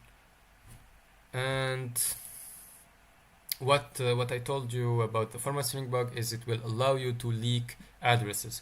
So if you leak the address, if you leak any address, and then calculate the address of the win function, you will just jump to the win function and get the flag. And this is what we are going to do. Okay. I haven't talked about stuff in the last live stream, which are mitigations. I didn't talk about mitigations in the last live stream. Mitigations are just securities that are added to the function, to the program, to your executable, in order to make exploiting the bugs that exist hard and like painful, and maybe even impossible in some times. So also there is no buffer overflow, right? There is no. Oh wait. V6. Oh yeah, there is no buffer overflow. Yeah, we can't actually do anything about this. So yeah, there is only a format string bug, and it gives us permissions to execute any function we want. So I'm not going to talk about all of them. These are the mitigations, the securities that one can add to his own executable in order to make hacking it harder. All right. So I'm not going to talk about this for the moment. I'm not going to talk about this too because we don't need them. I'm only going to talk about the needed stuff. So the needed stuff is this thing, only this thing, which is called PIE. PIE stands for position independent. I hope I'm writing it correctly. Independent, I think execution or executable. Sorry. Executable. So, all right, position independent executable. Basically, what this will do is it will randomize the addresses of my binary, of my code, the addresses for my instructions and for my sections of my executable, for the sections of my executable. It will make them random with each time I do execute the binary. All right, and you could see this. Let's test it out. Let's see. If I do %p, this is the address I get. Look at this. Okay, this is a stack address, I think, maybe, because it starts with 7f. It might be a library one, but yeah, We don't care. So let me now execute the program again, redo the same thing. Look, you got like a very different addresses. You got a completely different address, right? And this is because of ASLR and PIE, right? Also, there's like another mitigation that is called ASLR. And I'm going to explain it, and I'm going to explain the difference between them, between ASLR and PIE. So there is ASLR, which is address space layout, I think randomization. If I'm wrong, please correct me. I have problems with names. Alright, address space, I think layout, randomization. We could Google it, even. Like, I'm really sorry. Okay, I'm not wrong. Okay, address space layout randomization will basically make addresses also random, but the difference between PIE and ASLR is just one main reason. PIE works on your binary / program, right? However, on the other hand, the ASLR is going to work on the system itself, because who is actually allocating memory? The system is actually allocating memory. And what I mean by the system, I mean stack, heap, these type of memory, right? That all the programs will use. Yeah, this is ASLR will make this stuff random. On the other hand, PIE only works on your binary. So this is the only difference. So even if PIE is disabled, this address will still be random, because this address is a non-binary address. Okay, because it starts with the 7F. 7F is for non-binary most of the times. Okay. Let me also open it in, or we could even do more blind stuff, right? We could. I like guessing, actually. I like guessing stuff most of the times. Okay. Nil is just null. It's just null data. So we got nil, nil, 1, nil. This is data from the stack. These are bytes that are already inside of the stack. And you see these things here? It's just our input, right? If you decode this, let me take this. You see, it's just our input. This was just our input in the reverse order because of little endian that we talked about in the last stream. So if I do reverse it again, it's just our input, right? Yeah, so the stack pointer is pointing somewhere, and with the format string, we read some stuff from the stack, we read some stuff from the stack, we read stuff from the stack, and then we reached our input, right? But yeah, we don't care about our input. We care about other addresses in memory. We want a binary leak in order to calculate stuff, because PIE is making the addresses random of the binary, and the idea of randomization is quite simple. If you get a leak of any address, of any binary address, you could actually calculate the other addresses inside of the binary, and I will show you how once we get a leak. Let's first start searching for a leak. Okay, let's make things simple. So if I disassemble the main function to just search for a good instruction to break point into, and in this type of challenges, I do like to break on printf. Alright, so this is the printf. I think this one. Oh no, our input is being. Okay, our input. Let's see. F gets. Where's f gets? Okay, f gets. The first argument is inside RGI. So this is my input. This is where my input is being placed. It's being placed at base pointer minus something, some constant that is 0x510. I have talked about registers. You could Google more about the base pointer. It's just a register. It's just a memory that contains a pointer to the end of the stack, like the stack frame for the current function. And using the base pointer, you could always remove some kind of offset to access the variables, because the variables are in here in the stack, the local variables of the function. So you could always remove some constant from RBP and visit other variables and get data and save data inside of them. So we are in here. The printf that is using that address is this printf. So this is a good address to breakpoint to, right? Main plus 270. This is a good place. I will break there, and I will run the program, right? So now I have run the program. If I enter %p, whatever, printf is not called, okay? And RSP, this is RBP that I was talking about. It's pointing at the end of the stack, of the current stack. And sorry, this was our RSP. This is RBP. I'm sorry. It points to the end of the stack, and this is RSP. And RSP is just pointing somewhere. Okay, RSP is always moving, so it's hard to track it. Like, where is RSP currently? It's always moving.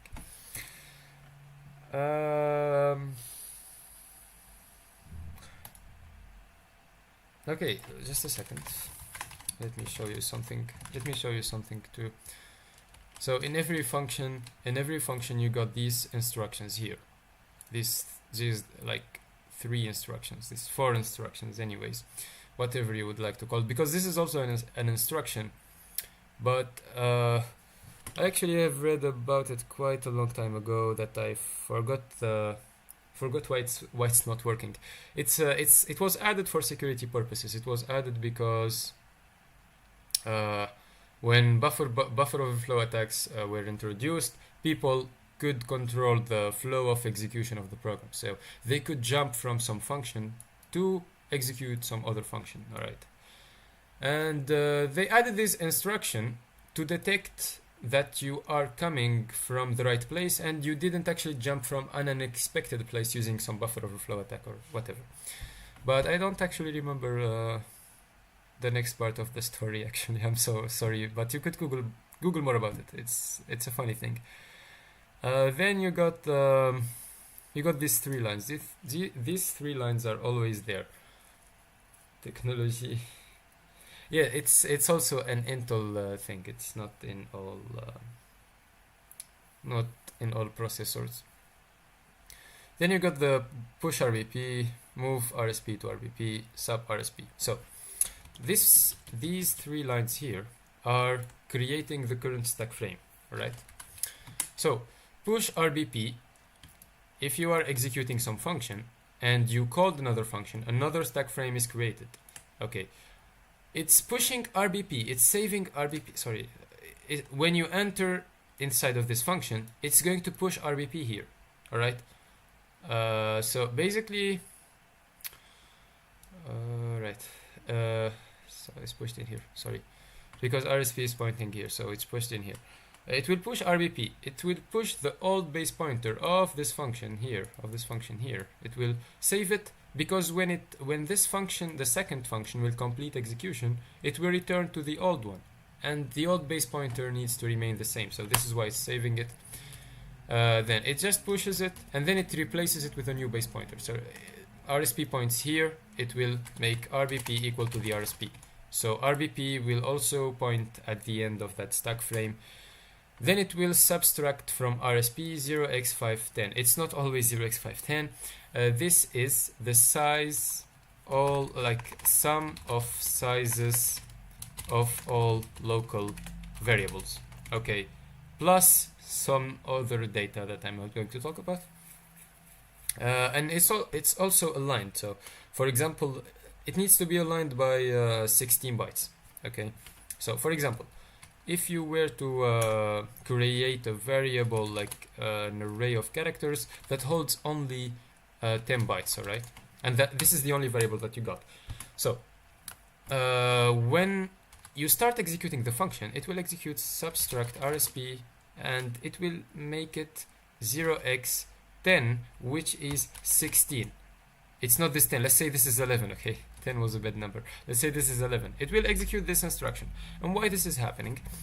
Basically because memory and pointers to the memory needs to be always aligned by 16 in a 64-bit architecture. And yeah, 11 is not it doesn't divide 16, so it's not aligned with 16.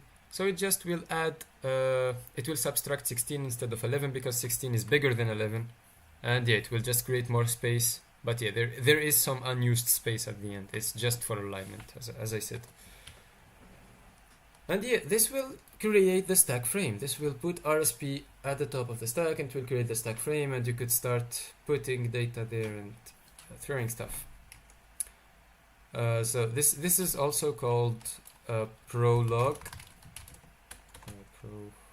Prolog. And the end of the function, it will call leave and read.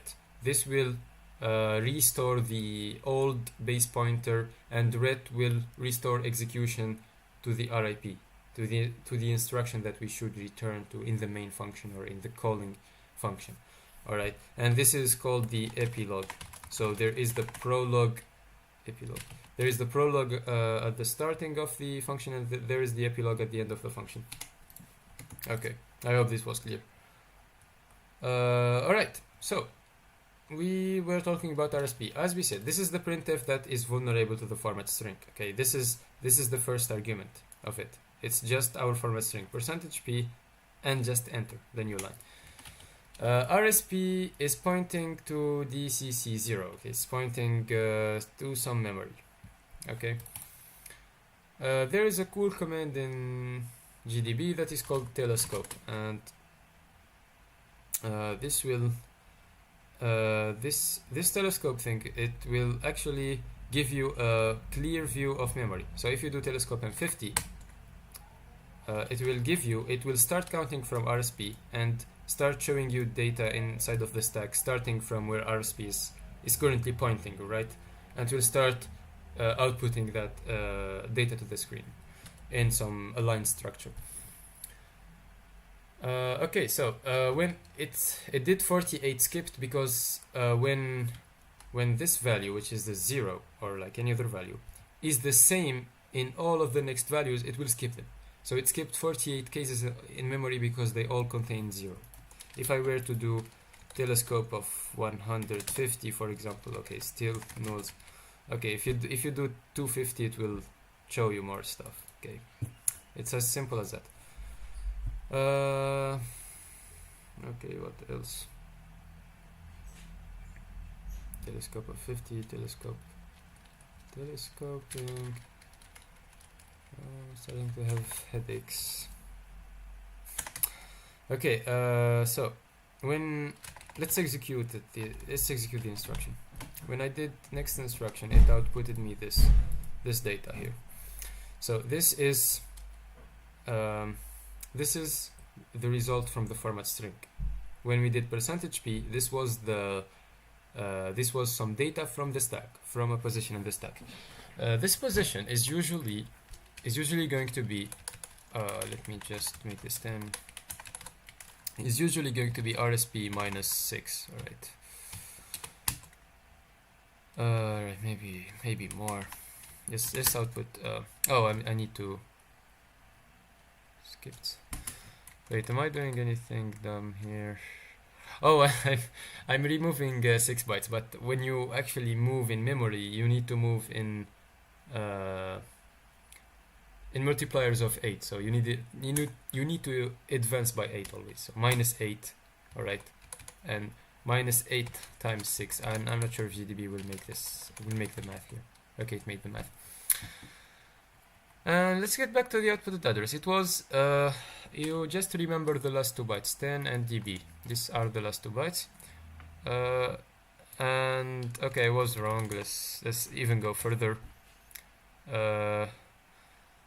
Am I doing something wrong here? db and 10. Am I doing something wrong here? Also, the format string bug is actually got way simpler in the past years because there is some tool in Pound Tools that is called Dropper. Pound Tools is a library that will let you interact with the binary and send input, receive output, and stuff like that. So there is not Dropper, sorry, forgot formatter. I don't really like using it most of the times, but it's kind of it wins you time. It will search for stuff by itself, and it will do so many things by itself. So you might want to use it. I remember using it one time, and it was broken. So this is why I don't like it. because most of the time it's just broken.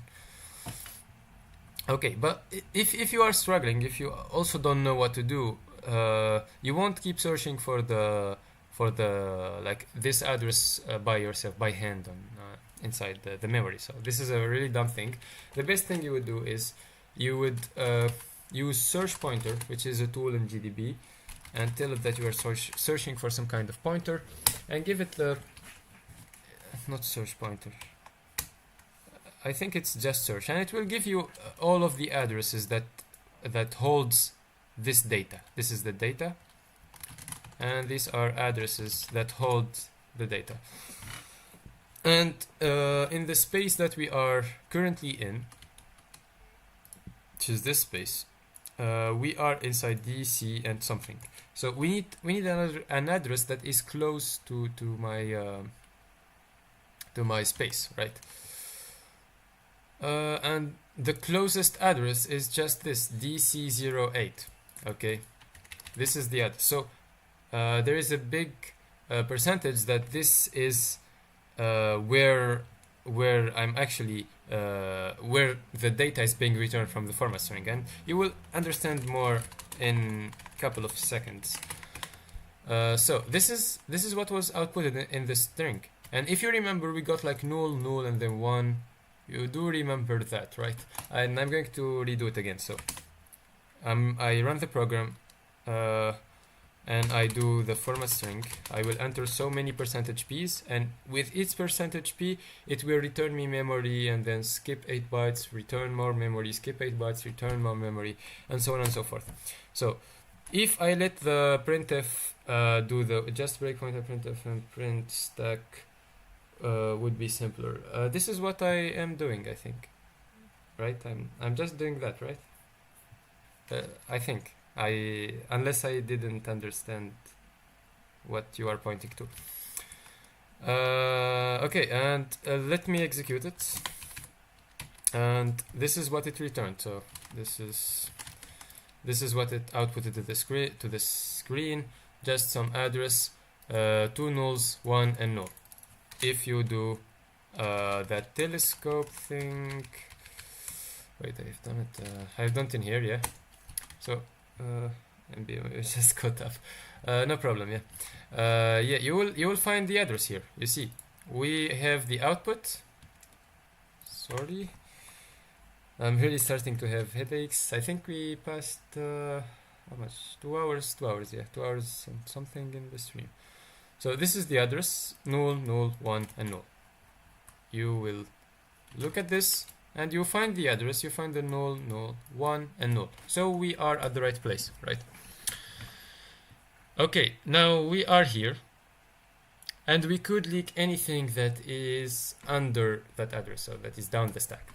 And what we want is a binary address. The first binary address that I see, well, you do see this, but this is not a good address. It might change in the remote, and it's not a good address.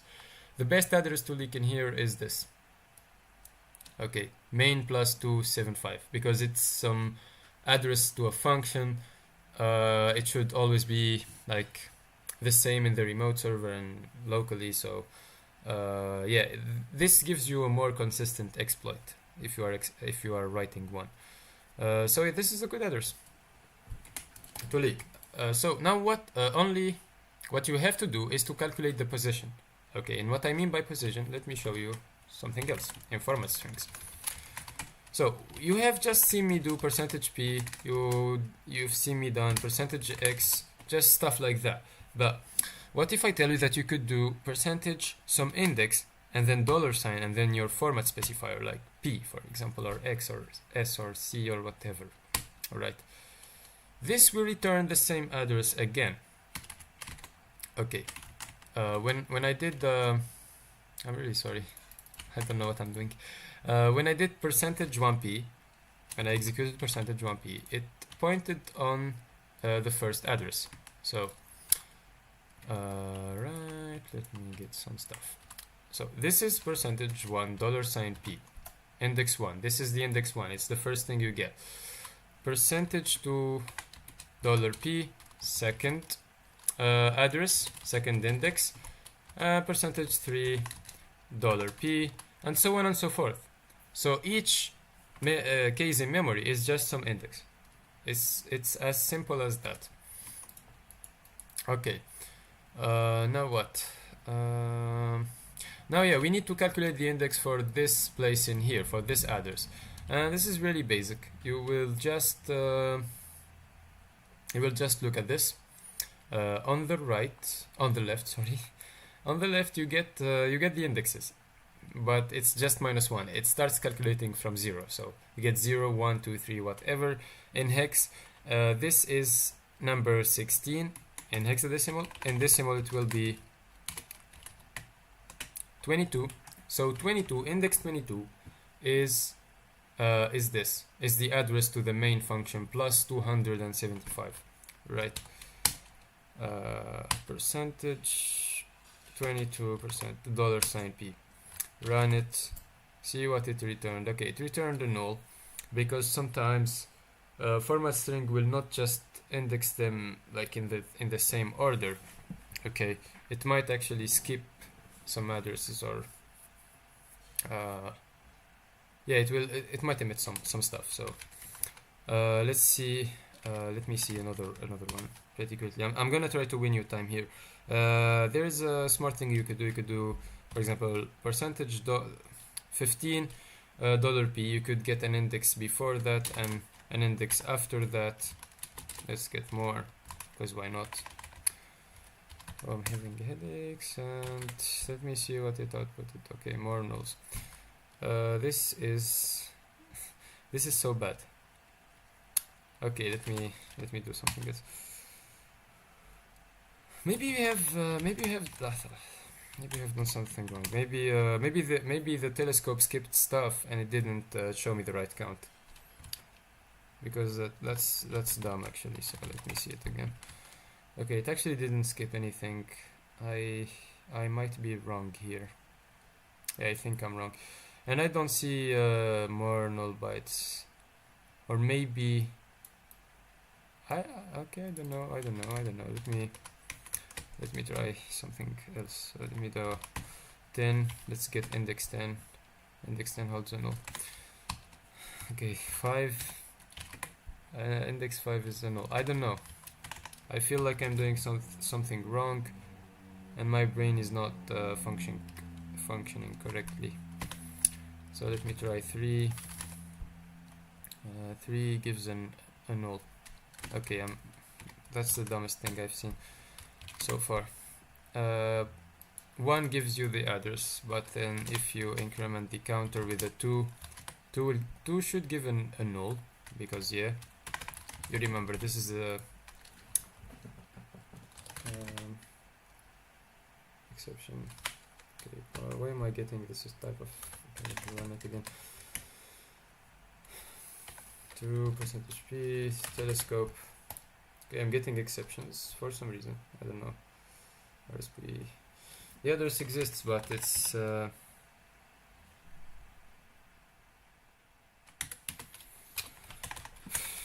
probably I need to start GDB again. Maybe that is a better idea. I think this is the last challenge I'm going to solve right now. Percentage. I did set a breakpoint, yes. Percentage 2p again. Telescope, please. Yes, finally. Sometimes GDB doesn't work as expected. And alright, let me see. Okay. Wait, what? Some stuff actually changed. Let me see the output. It outputted null. Oh yeah, yes, it's fine. It's completely fine. So we are here. This is the second argument. If I do 3, 4, 5, it should give 0. If I do 3 and 4 and 5, it should give this sequence here of 0, 1, and 0 again. So if you execute it, you see that 0, 1, and 0. So that's a thing. Then when I incremented the index, it started behaving in a dumb way.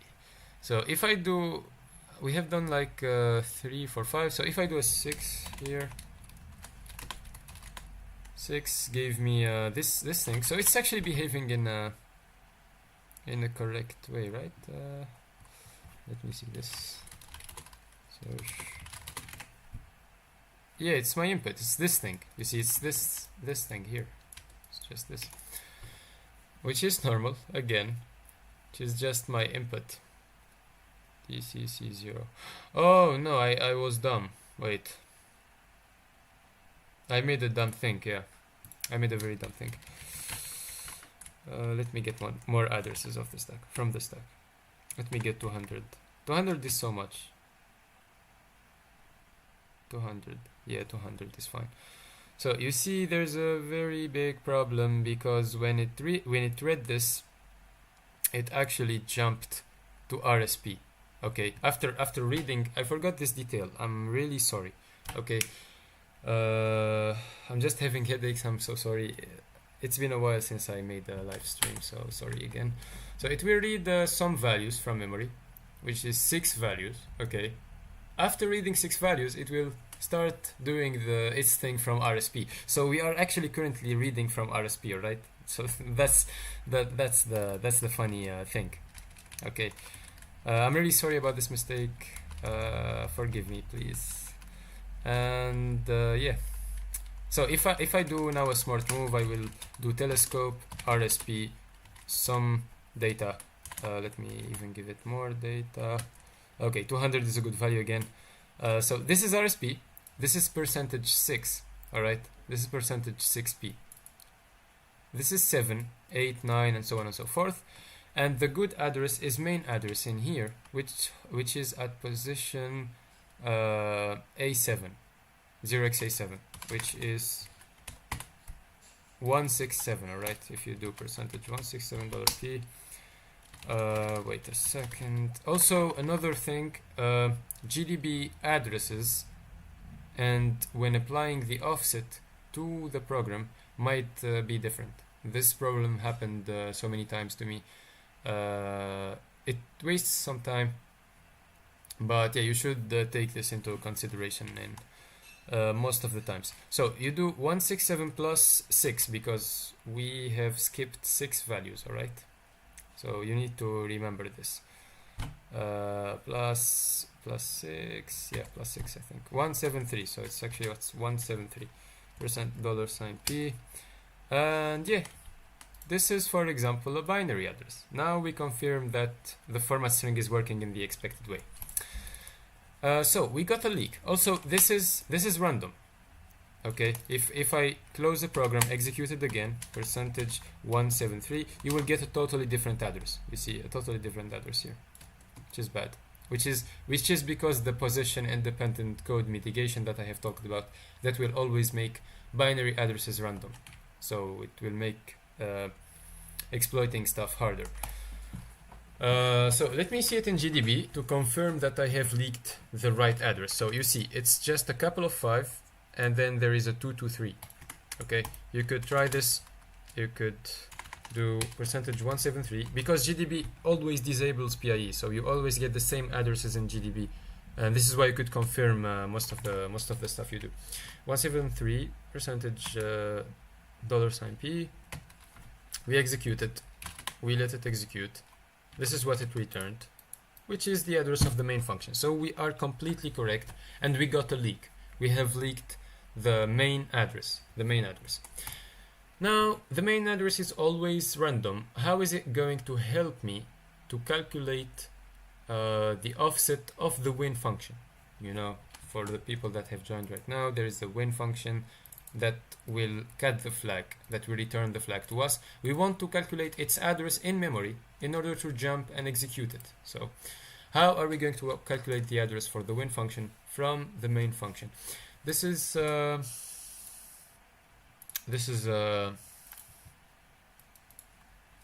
quite simple, and there are 2 ways to do it. The first thing, let me just talk about all the stuff.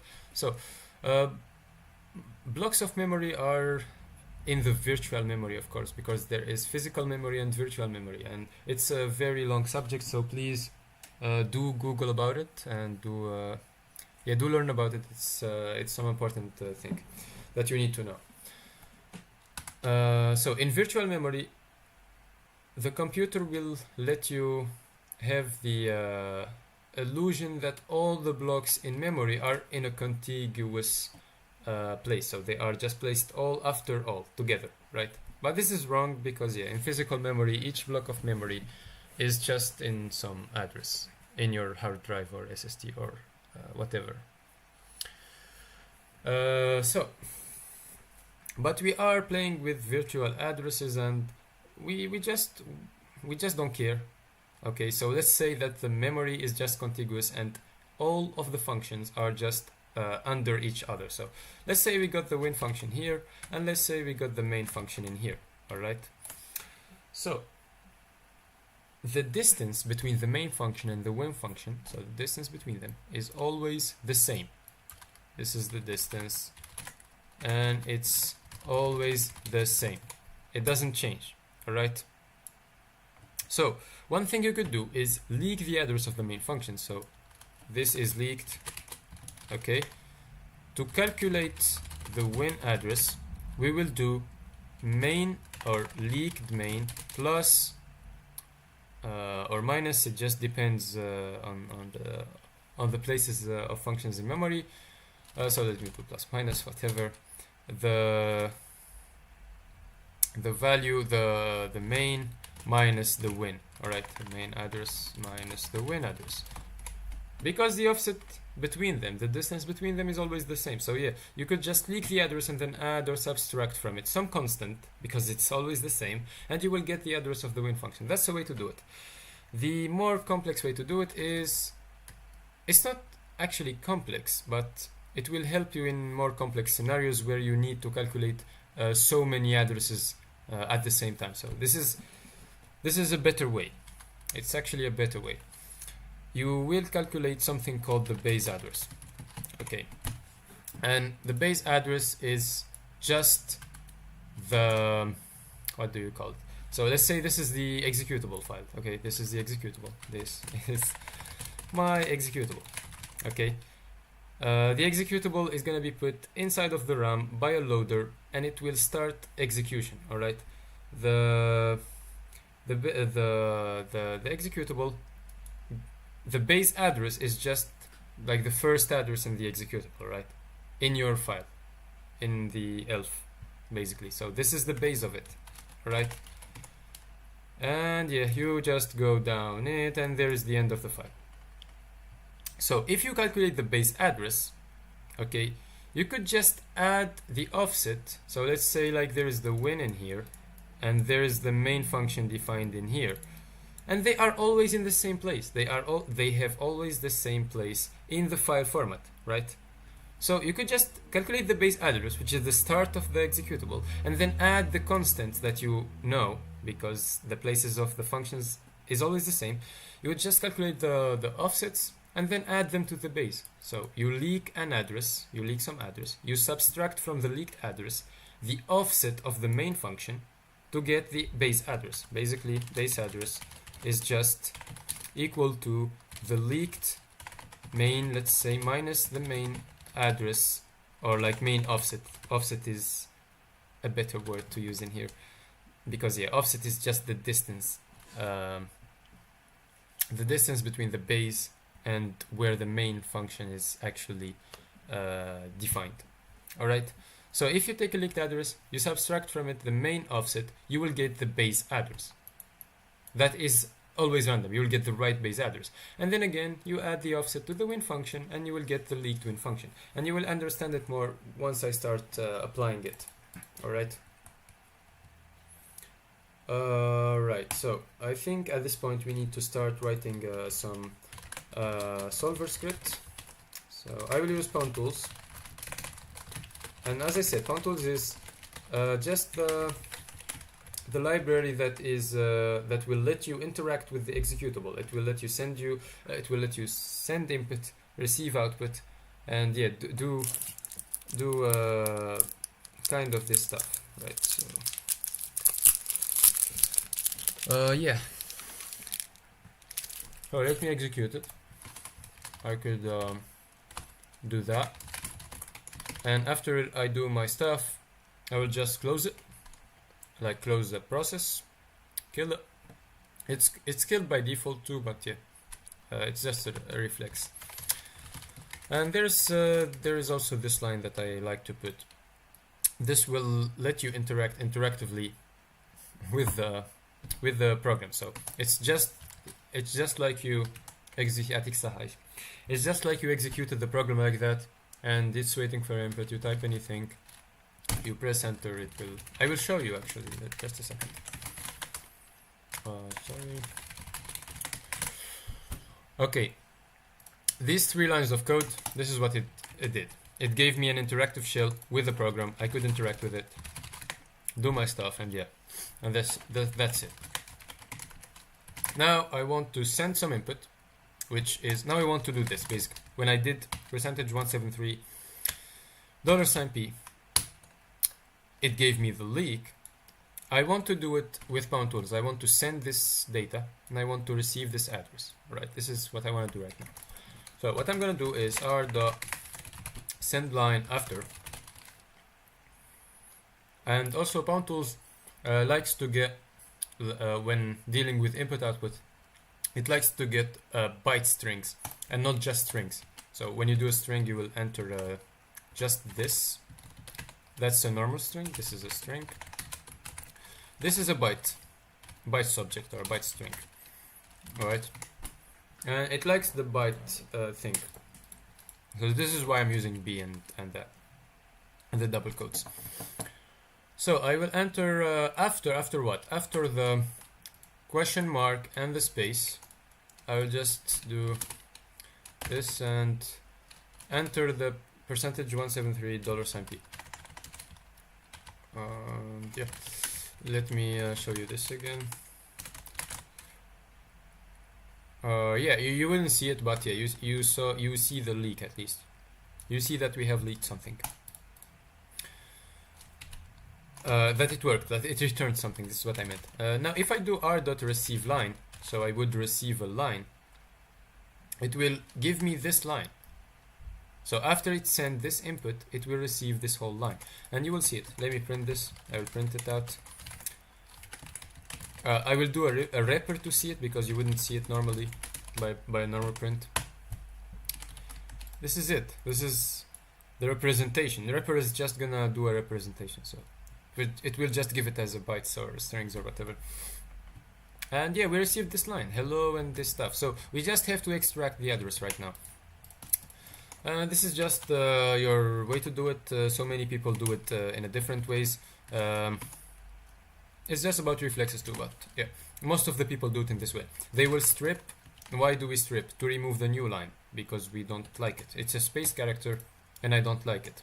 So I will strip it. Let me always show you how is this updating with each function or method we call, or each step we do. So wrapper of resp. This is what we do. This is the output.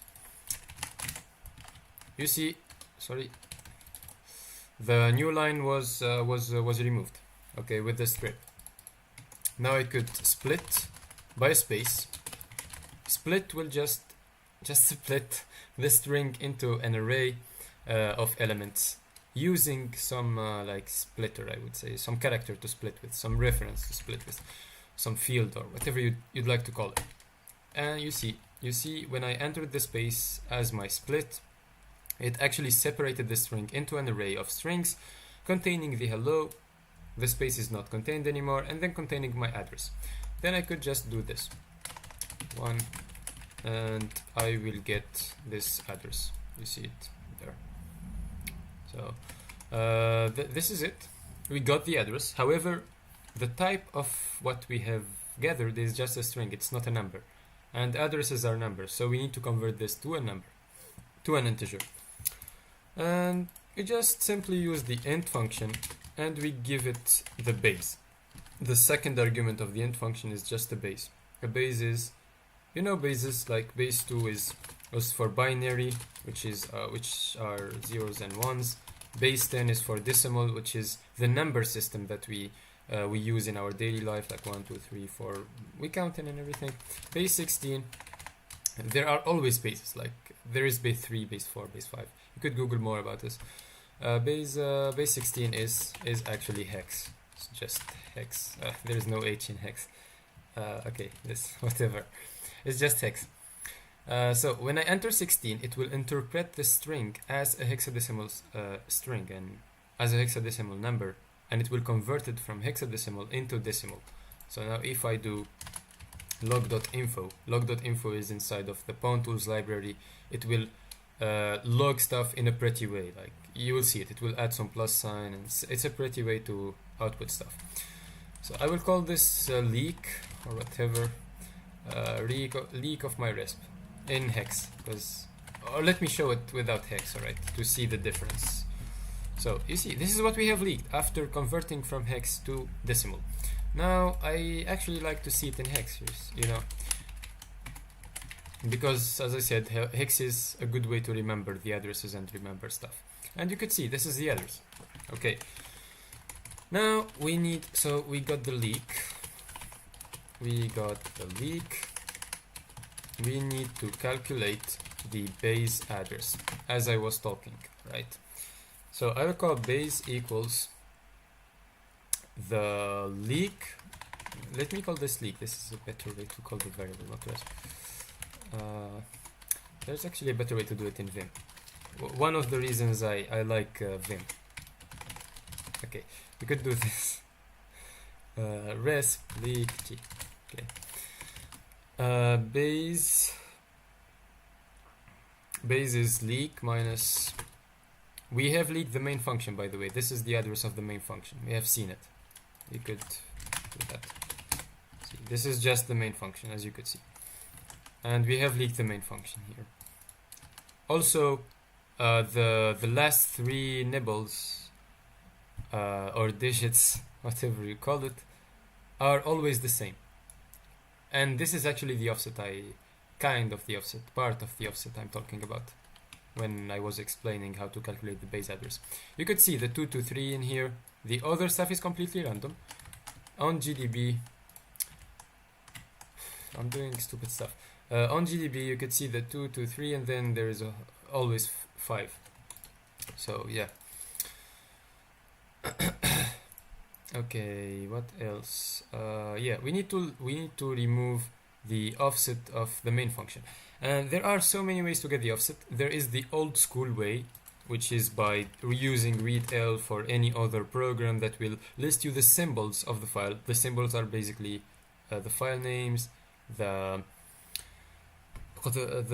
function names, the global variable names, stuff like that, just like symbolic information about your program.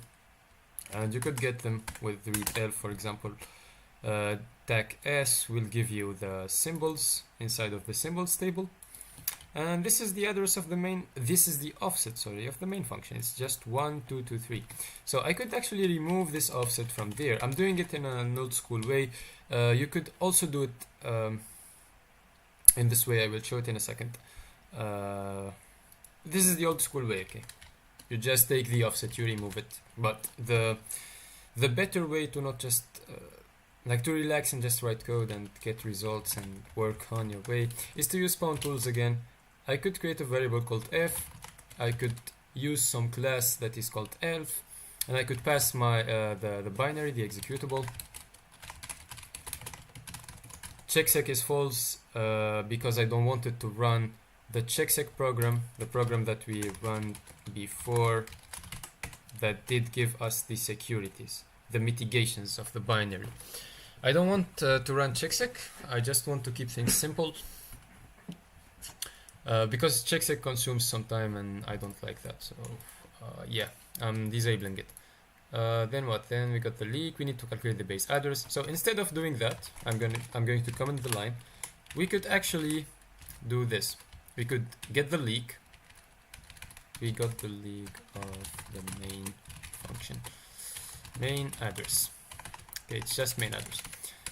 We need to calculate the base address. Leak minus elf.sim or symbols, both are synonyms. So sim of main, all right? This is also a way to do it. And let's log what we have actually leaked. So base hex of base. Let me show you. So you see, when you see 3 zeros at the end, that means that you actually, maybe you got the right one, right? But we know that we got the right one because we know that we leaked the right address, which is the main address. And yeah, you get 3 zeros at the end because, as I said, the last 3 digits are always the same. So when you remove the leak from the main function, which got the same 3 least significant digits, you will actually get zeros in the base address. And the base address is always zeros. Okay, for people that have joined us, we are exploiting the format string bug in a CSAW challenge. We have talked about how to leak the binary address. We talked about mitigations, which are securities that are added by the compiler in order to protect your binary and make exploitation harder. And we were only talking about the PIE mitigation, which is a mitigation that will make addresses always random inside of your binary. And we are breaking PIE by getting a binary leak. So we will leak some address inside the binary, and then we will leak. Then we could calculate any address inside of the binary space. So we got the base address. The base address, as I said before, is just this executable. It's just the start of your executable. This is the base address. And then you will add offsets of the function. So you could add the offset to the win function, and then you will get the win function. That's it. Now we need to calculate win function address. So win equals base plus elf.sim win, right? Or you could use read elf again, and get the win address offset. This is the offset to the win function. Or you could do that, use bound tools, which is the better way. And I will always log stuff. I usually don't do that because I know what I'm doing most of the times, but I want to show you to like make following what I'm doing easier. So if I execute my solver, you see this should be the win function. All right, this should be the win function. And now, as I also said, the next step is just waiting for a number, which is the address of the function it will execute. Let me show you the code in IDA Pro again. So it's taking input in hexadecimal, and then it will call or jump to code pointed to by what you have entered. Basically, this is all what it's doing. All right. So we leaked. Okay, Windows activation again. We leaked the win function address, which will get the flag, and we will jump to it. So we just enter after the 2 points, for example, the win function. You need to convert it to a string. You cannot just throw numbers into the send line function. str win and okay. Also, yeah, I made a stupid thing here because it's not taking it in decimal. It's not taking a number. It's taking it in hex. So I need to convert this to hex. Luckily, there is a function called hex in Python. This hex thing, you give it some number, it will convert it to hex, as you can see. So I will convert it to hex, and I will do encode. All right, because as I said, it wants bytes. It doesn't want a string. This is a string, and it wants bytes. This is bytes. When you do encode, the B is added. It's a byte subject. It's different. All right, this is something like related to encoding, and you could read more about it on Google.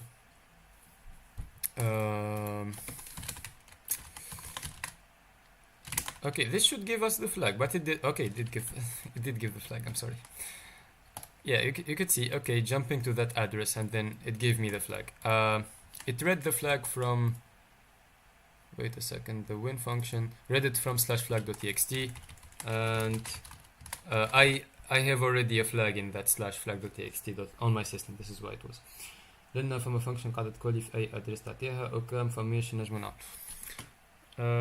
Okay.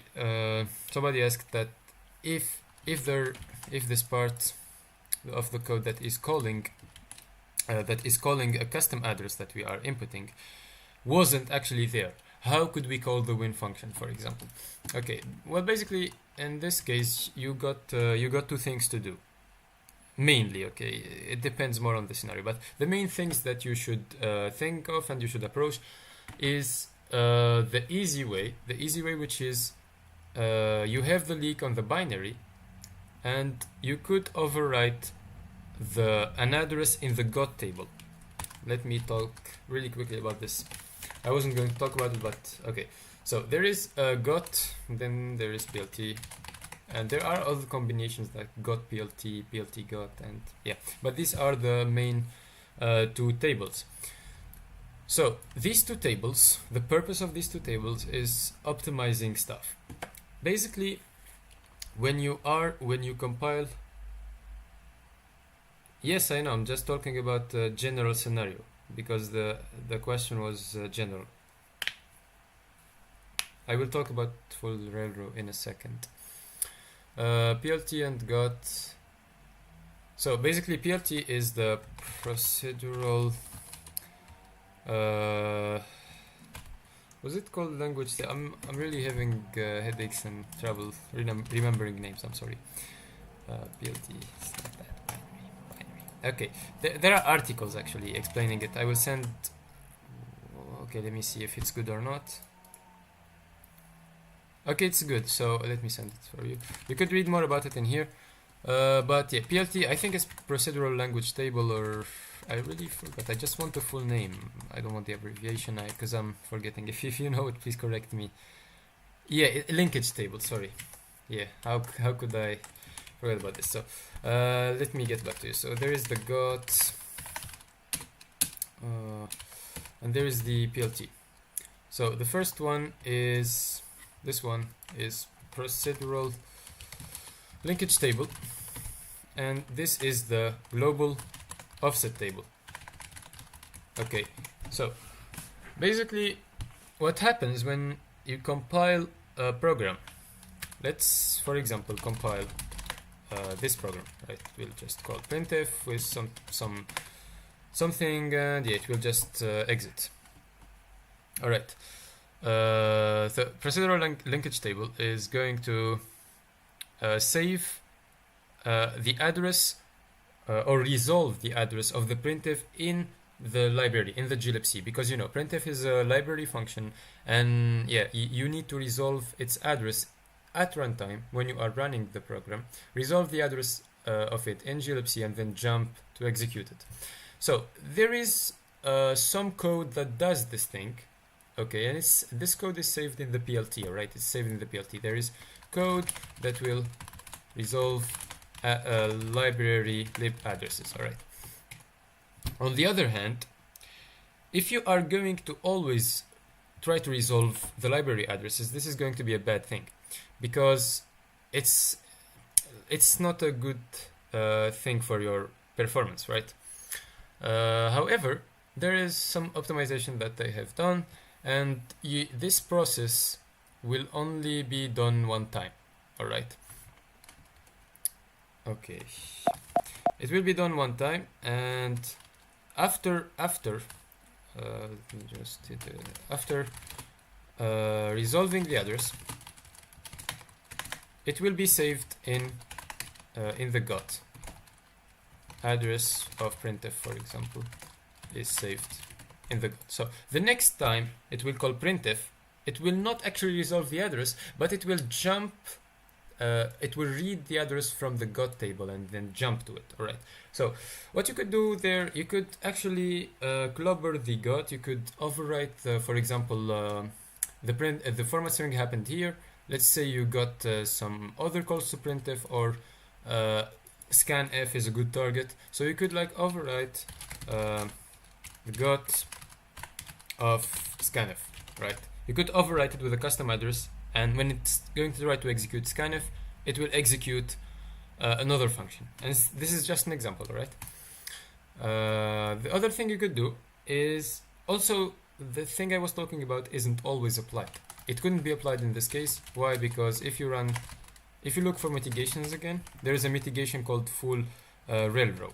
This is full relocation. This is a mitigation that will actually make the GOT table only readable. It's not writable. And the process of resolving addresses happens one time when you start the program, right? So yeah, the GOT is already filled and it's only readable and you cannot write to it. So the attack is not applied there. But if it was like, if there was no railrow or partial railrow, then you could actually override the GOT. And you could read more about full railrow in the article I have just sent, because I think he talked about it. Alright. On the other hand, what you could do is, the other thing you could do, you could actually get a stack leak. So let me give you some steps. You could actually get a stack leak, and with this stack leak you could calculate the address of return address. As you know, return address, if this was a stack frame for vuln function, for the vulnerable function, you will see these are the variables, I would say, so many variables there. Then there is the base pointer, I talked about it, and this is the old base pointer too for the past function that called this function. And then there is the return address. When the function completes execution, it will actually know where it should go by reading the return address in here. So if you also override the return address there, you could actually control the flow of execution of the program, and you could even write like a ROP chain and then like make the return address jump to the next extraction, and yeah, you could just make a ROP chain normally, and you could just chain calls to functions by writing their addresses to the stack, and you should get what you want by doing that, right? And the process might be actually complex depending on what you also got on the stack from the format string, because it's not as straightforward as it looks. But yeah, you could look more into it. I think maybe live overflow videos are a good. I think yeah, he talked about what I said. I think format string on Arduino, stack growing, exploit format. He actually got so many videos. I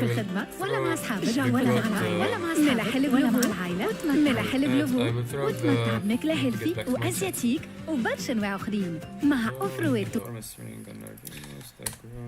Okay, so this is the first link for the GOT thing. We are about to execute the second link. There are actually many videos, more videos, so I encourage you to actually give him a visit and try to watch some of his videos. Okay, what else?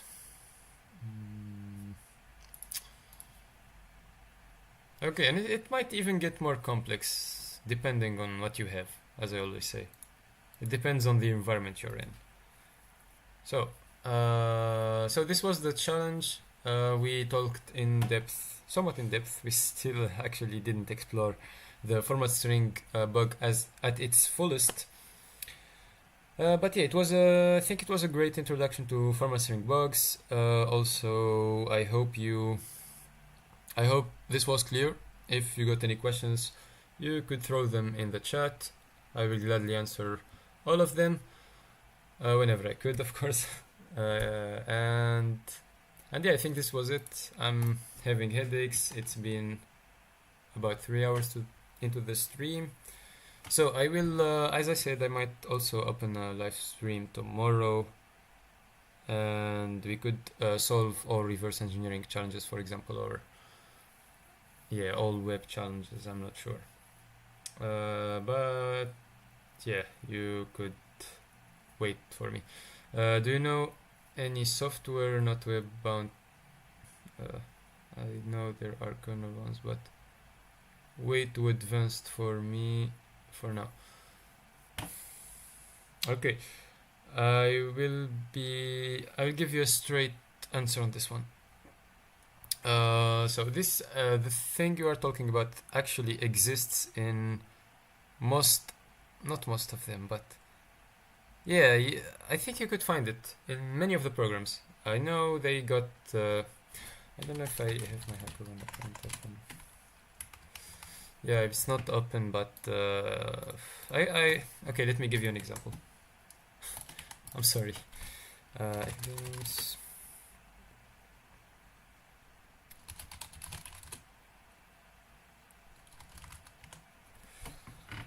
just give me a little time in order to find the report. Just to give you an example, just to get an idea about what could happen.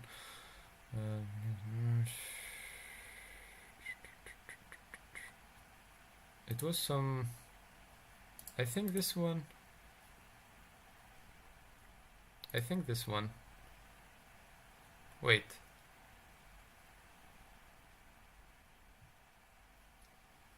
Yeah, I think. Yeah, this was it. So this guy.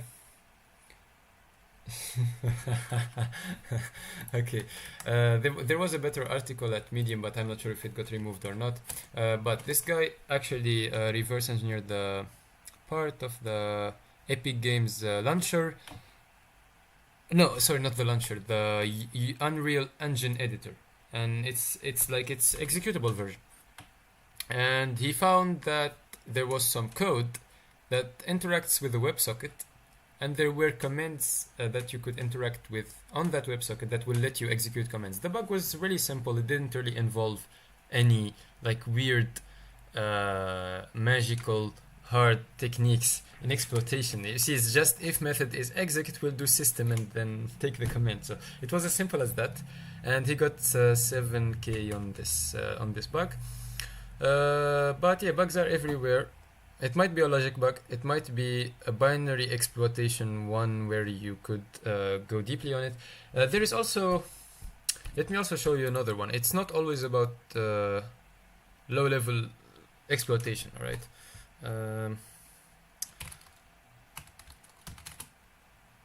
Okay. I hope this is also available.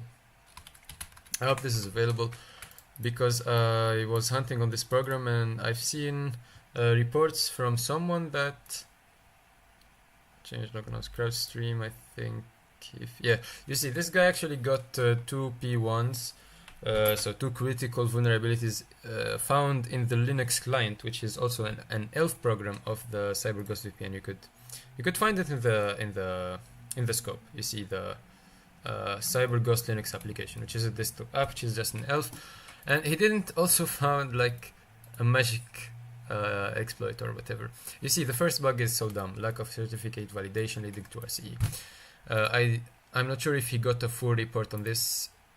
Yeah, only summary. I think he got only like small details. But on the other bug, he actually talked a little bit about it, and it was a really simple command injection that happened in Python, not even in like C or a buffer overflow or anything. And yeah, it was just with the token, I think, or I don't quite remember, but it was with something like that you input, and he just inputted a stupid token, and he overrode the sudoers file because the VPN runs with sudo, so you are root already. You could override the sudoers file, as I said, and yeah, you could just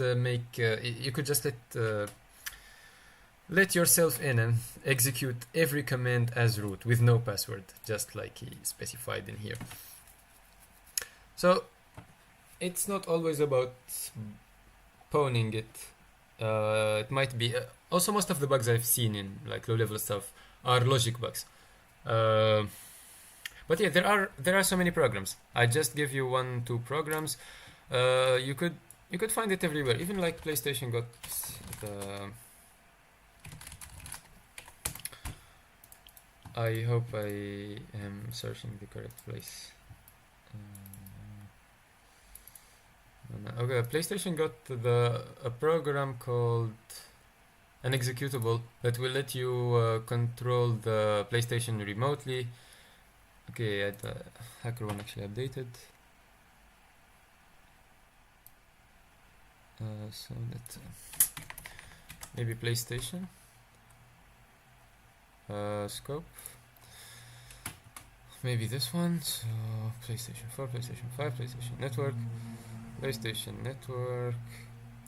Okay, maybe I am still searching in the wrong place. But also, sorry, I didn't show you the best way to do it, which is going to the assets, I think, and searching for executables. And it will give you programs that got executables that you could hunt on. And I think this is the best way to find programs. I think the same technique could be applied to Bugcrowd, and I'm not sure about Integrity or any other platforms. But yeah. Not George Hotz. I'm not going to jailbreak the PlayStation. It was an old bug that I have seen years ago where someone exploited the PlayStation remote. I forgot the file name, but it was reported on HackerOne. Remote vulnerability, remote kernel heap. No.